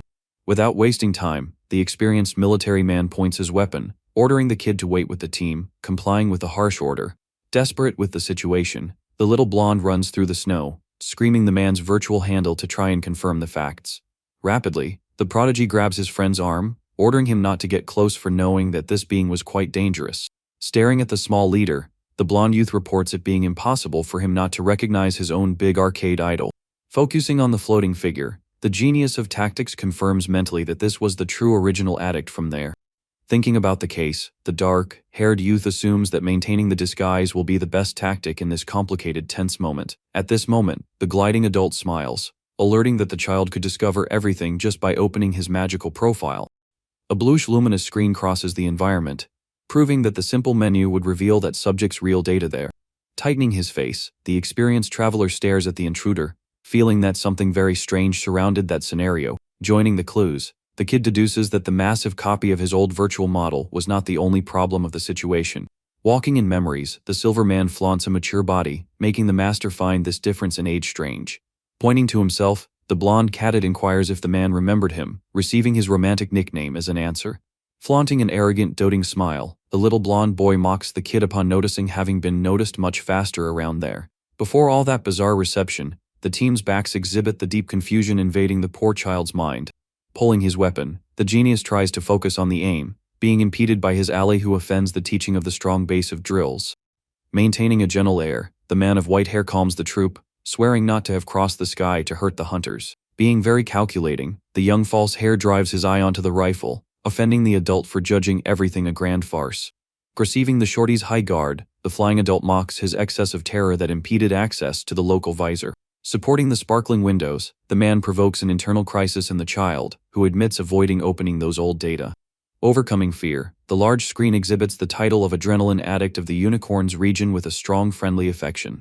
Astonished with the rare results of the virtual search, the kid stares at the panel, proving the true face of the lethal villain. Focusing on the brilliant letters, the master notes the term addict recorded as a real titling, startling the trio still more.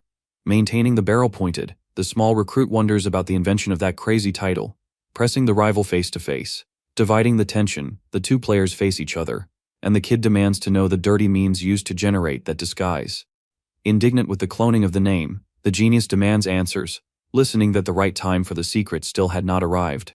Driving the aim away from the gray-haired ally, the flying being alerts desiring to leave the chat aside for needing to check another factor. Bringing memories of the advisor with glasses falling injured, the silver man inquires the motive for the youth sparing this ally. Totally shocked, the shorty of short hair reflects if the outsider was just a lunatic fiending being that addict. Suddenly, small bulbs float near the blonde, indicating that the clumsy ally had just concocted a useful idea. Touching a giant nosy drum, the fellow reports the grand mistake of the ages, assuming the slowness of his own beautiful reasoning. Outraged with the strong beats, the intruder presses the friend's lack of attention and complains of the silence before his doubts. Touching the tip of his own head, the big man mocks the blonde youth's incredible stupidity, outraging the ally immediately. Drawing a pistol with plenty of calm, the subject dressed in white decrees the harsh desire to eliminate soon that foolish child. Upon listening to the danger, the heavy weapons are prepared, with the strong-armed team closing the aim to impede any tragedy. In a rapid movement, the outsider shoots toward the brilliant frozen clouds, flaunting an aggressive recoil in the purely cold air. Protected by the leader's back, the cadet offends the madman, pressing for limits while the adult claims it having been an inoffensive warning. Falling slowly in the long snowy area, two massive empty bullet casings emit small wisps of smoke due to the low temperature. Activating his vast hidden power, the mysterious traveler crosses his strong arms, judging it tough to annihilate that little boy. Focusing on the technological detail of the light clothing, the combatants assume that the roar operated as a terrible and frightful warning. Hovering very high through the frozen sky, the board's owner celebrates the collection of data, generating considerable curiosity in the boys down here. Displaying a highly suspicious facial expression, the small marksman focuses on the weapon, listening to the macabre talk about his own development. Covered by the old windows of the menu, the prodigy laments possessing a rifle far too old, admitting not causing any damage to his rival. Finalizing his rapid frozen analysis, the experienced villain steps on the tip of the potent contraption, changing the grand directions from there. Pointing the revolver barrel in the children's direction, the villain prepares a violent and supposed lethal prize from afar. Ripping the immense frozen wind, a massive and heavy bullet is totally fired, startling the small hunters in a swift manner. Caught by surprise, the dark-haired little boy suffers a brutal round to the chest, staining his long light uniform. Right after the strong attack, the marksman of pale skin and white hair displays a tranquil stance, holding the dangerous lethal weapon. Assessing the victim's state, the mature man murmurs in a very serene way, noticing that the child was quite different from him. Taken by pure despair, the red-haired ally observes the man flying through the frozen sky, screaming very high for the injured leader. Rapidly, the experienced gray-haired military man notes that the shot did not hit any vital organ, requesting focus on the cure and on reinforcements. Listening to the harsh orders, the freckled soldier accepts the command, sweating from terror to impede any massive advance of the monsters. Fallen in the cold snow, the shot boy grumbles from tremendous pain while his adored blonde friend holds his injured body there. Furious with all the villain's madness, the light youth judges the attitude very murderous. Listening to the master confirm that he was alive. Concerned with the hare's health, the blonde cadet inquires the strong motive for that companion having stepped in front of the round. Turning his face askance, the injured one asks for his little friend to use logic, maintaining an incredibly serene and quiet expression. Without wasting time, the incensed boy extends his hand holding a brilliant little stone and demands to be cured at the same hour by the blonde. Joining the recent memories, the little blonde deduces that the little boy took that damage only to manage to test his healing touch. Outraged with such risk to life, the cadet offends his partner, pressing for a bit of notion about the act's real gravity. Emitting a beautiful greenish aura, the young cadet of light hair agrees to treat the injury, using a very friendly handle. Capitalizing on the cure, the fellow confesses desiring to make a massive revelation, listening to his partner find all this approach strange. Approaching his own face, the healer demands total attention, whispering something secret in the ear of the boy of dark look. With his hand to the side of his mouth, the light youth finally speaks who he is for real, causing a tremendous shock in the genius prodigy. Widening his pupils, the small leader hears the grand gossip without managing to believe in the pure craziness revealed there. Grabbing the collar of his friend's shirt, the protagonist flips out upon noting that the blonde was the rival addict, wanting to understand the facts. Maintaining calm, the false healer explains that the team's grand collaboration would end if all the truth were said before. Glowing intensely, the healing hand reduces the wound, with the boy opting to pause the treatment to avoid pure mistrusts. Feeling enormous betrayal, the prodigy kid murmurs furious for having been the only one deceived in this totally perfect disguise. Explaining the old frictions, the little blonde reports the massive confusion generated by so many lying clones stealing identities. Assuming the grand current danger, the false doctor judges the silver marksman as a highly murderous being for almost killing them. Summed to this, the doer recalls the secret zone's old unlock, deducing that the lethal adult sent the false messages. Uniting the sad clues, the boy thinks of the sudden aerial attack, noticing that the massive barriers vanished from the frozen universe. Casting a hard look, the blonde cadet highlights the most fatal detail, indicating that the outsider flaunted an already mature body. Trying to solve the mystery, the boy sits and reflects on the massive and very advanced technologies of magical growth. Cleaning the deep bloody wound, the experienced player drives away this thesis, swearing to have a strong motive well more frightening. However, the grand frustration hits the short youth, knowing not possessing the pure facts to solve the cursed enigma now. In the pure shadows, the figure of the silver man arises, affirming hating the copies, noticing the tremendous similarity that the two possess. Processing the enemy's bizarre attitude, the child curses that adult's curious desire to want to assess his height. Cutting the grand line of reasoning, the red-haired boy nods from afar, screaming the immediate return of the experienced strong leadership. Alerted by the colleague's high shout, the little boys face the long frozen horizon, pausing all the highly mysterious gossip. Rising in a swift way, the friendly cadet ensures continuing the classified chat later, resuming his beautiful military posture there. Being supported by the armed duo, the injured one grumbles demanding total silence about that morning hunt's tough incidents. Right after, the landscape exhibits a majestic grayish mansion, illustrating the grand military base under a very beautiful quite bluish sky. Inside the luxurious school, the elite soldiers gossip about the massive coldness of the cruel leader who snubs his own son's pain. In the vast room of the injured hare, the respected one-eyed chief stares at the poor child, praising the potent magic of sacred cure. Displaying a grand tense look, the one-eyed man inquires directly about the dark identity of who almost reaped the little boy. Sitting and covered by the long blankets, The youth travels in thoughts, reflecting that future lies needed to be good. Sustaining a sad facial expression, the boy lies, reporting having suffered the attack of an old figure forgotten in the old past. Shocked with this tremendous enigmatic answer, the leader swallows hard, speculating dealing with facts of pure temporal regression there. Fearing the experienced spy with glasses, the kid hides the player data, thinking that the adult would have snitched that secret. Analyzing the painful school directions, he decides to flee from the academy, focusing on illegal tactics to hide skills. Grabbing his own sweaty clothing, the boy mistrusts others' true intentions, knowing he is a feared magical intruder there. Feigning pure shock, the expert raises the hypothesis of a new traveler having sprouted, advising the leader to watch the skies well. Staring at the cute pale child, the one-eyed leader assesses all the crazy temporal thesis, assuming there existing much veracity in this. Creating beautiful and playful scenes in his imagination, the shorty celebrates the total victory, believing to have hoodwinked the powerful chief for good. However, the shot comes out totally through the backfire, with the military commander ordering the strict and long entry into the cruel armed school. Sitting on the bed, the little one hears the commander dictate that the child body does not dominate totally the temporal gift, being the damage's cause. Touching the boy's dark hair, the big man demands great attention and recalls the mourning involving the deceased maternal figure. Rising in a calm way, the one-eyed leader alerts about the immense lack of time, affirming not demanding the 6 long years of studies. Staring at the beautiful blue sky through the massive window, he proposes a deal, requiring the school training only until the next official combat. Bringing his hand to his chin, the genius of tactics accepts the bizarre agreement, assessing this pause as a short and beautiful relaxing rest. Turning his face, the experienced warrior mocks, suggesting that the boy stay in the location until learning to deflect from real bullets. Right after, the peaceful setting focuses on the massive illuminated classroom, sheltering the dedicated students at the heavy wooden tables. Conversing at the back of the class, the gossipers judge the tough cadet's disastrous defeat to a mere child of 10 years. Listening to the harsh criticisms, the 2 defeated youths exhibit very frustrated expressions, lamenting staining their partner's name. Trying to ease the immense guilt, the gentle cadet of grayish hair comforts the duo, praising their grand honest fight. Holding his thick papers, the goody two-shoes youth assesses all the injustice, remembering the strict secret order given by the old director.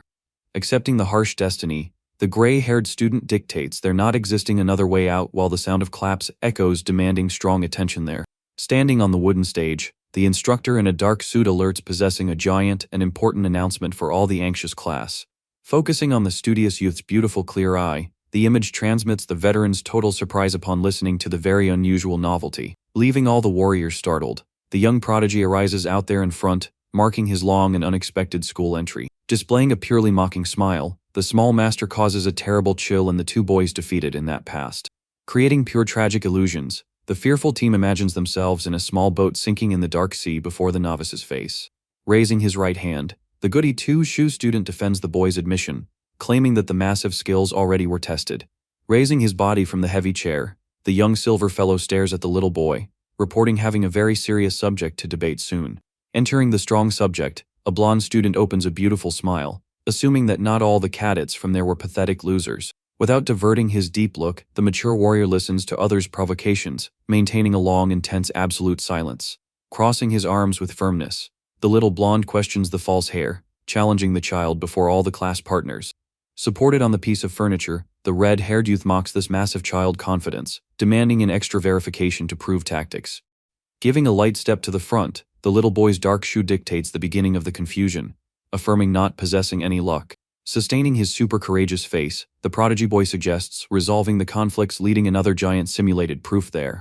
Tightening his face, the bold blonde stares at the small rival, judging the brat far too bold, accepting the crazy challenge on the spot. Using the elegant chessboard, the tactical genius divides the field, suggesting clashes gathering 6 partners from each side there. Positioning a luxurious dark piece over the large smooth table, the kid decrees a rare and heavy condition for that tournament. Smiling beautifully, the commander swears to dominate the fight, ensuring that his defeat will occur in case only a single ally dies there. Leaving the blonde totally astounded, the mocked kid claims that the tough guys will win in case only a single enemy manages to survive. Feeling the heavy humiliation, the cadet of light hair closes his fists from rage, inquiring if that mere child mocked everyone.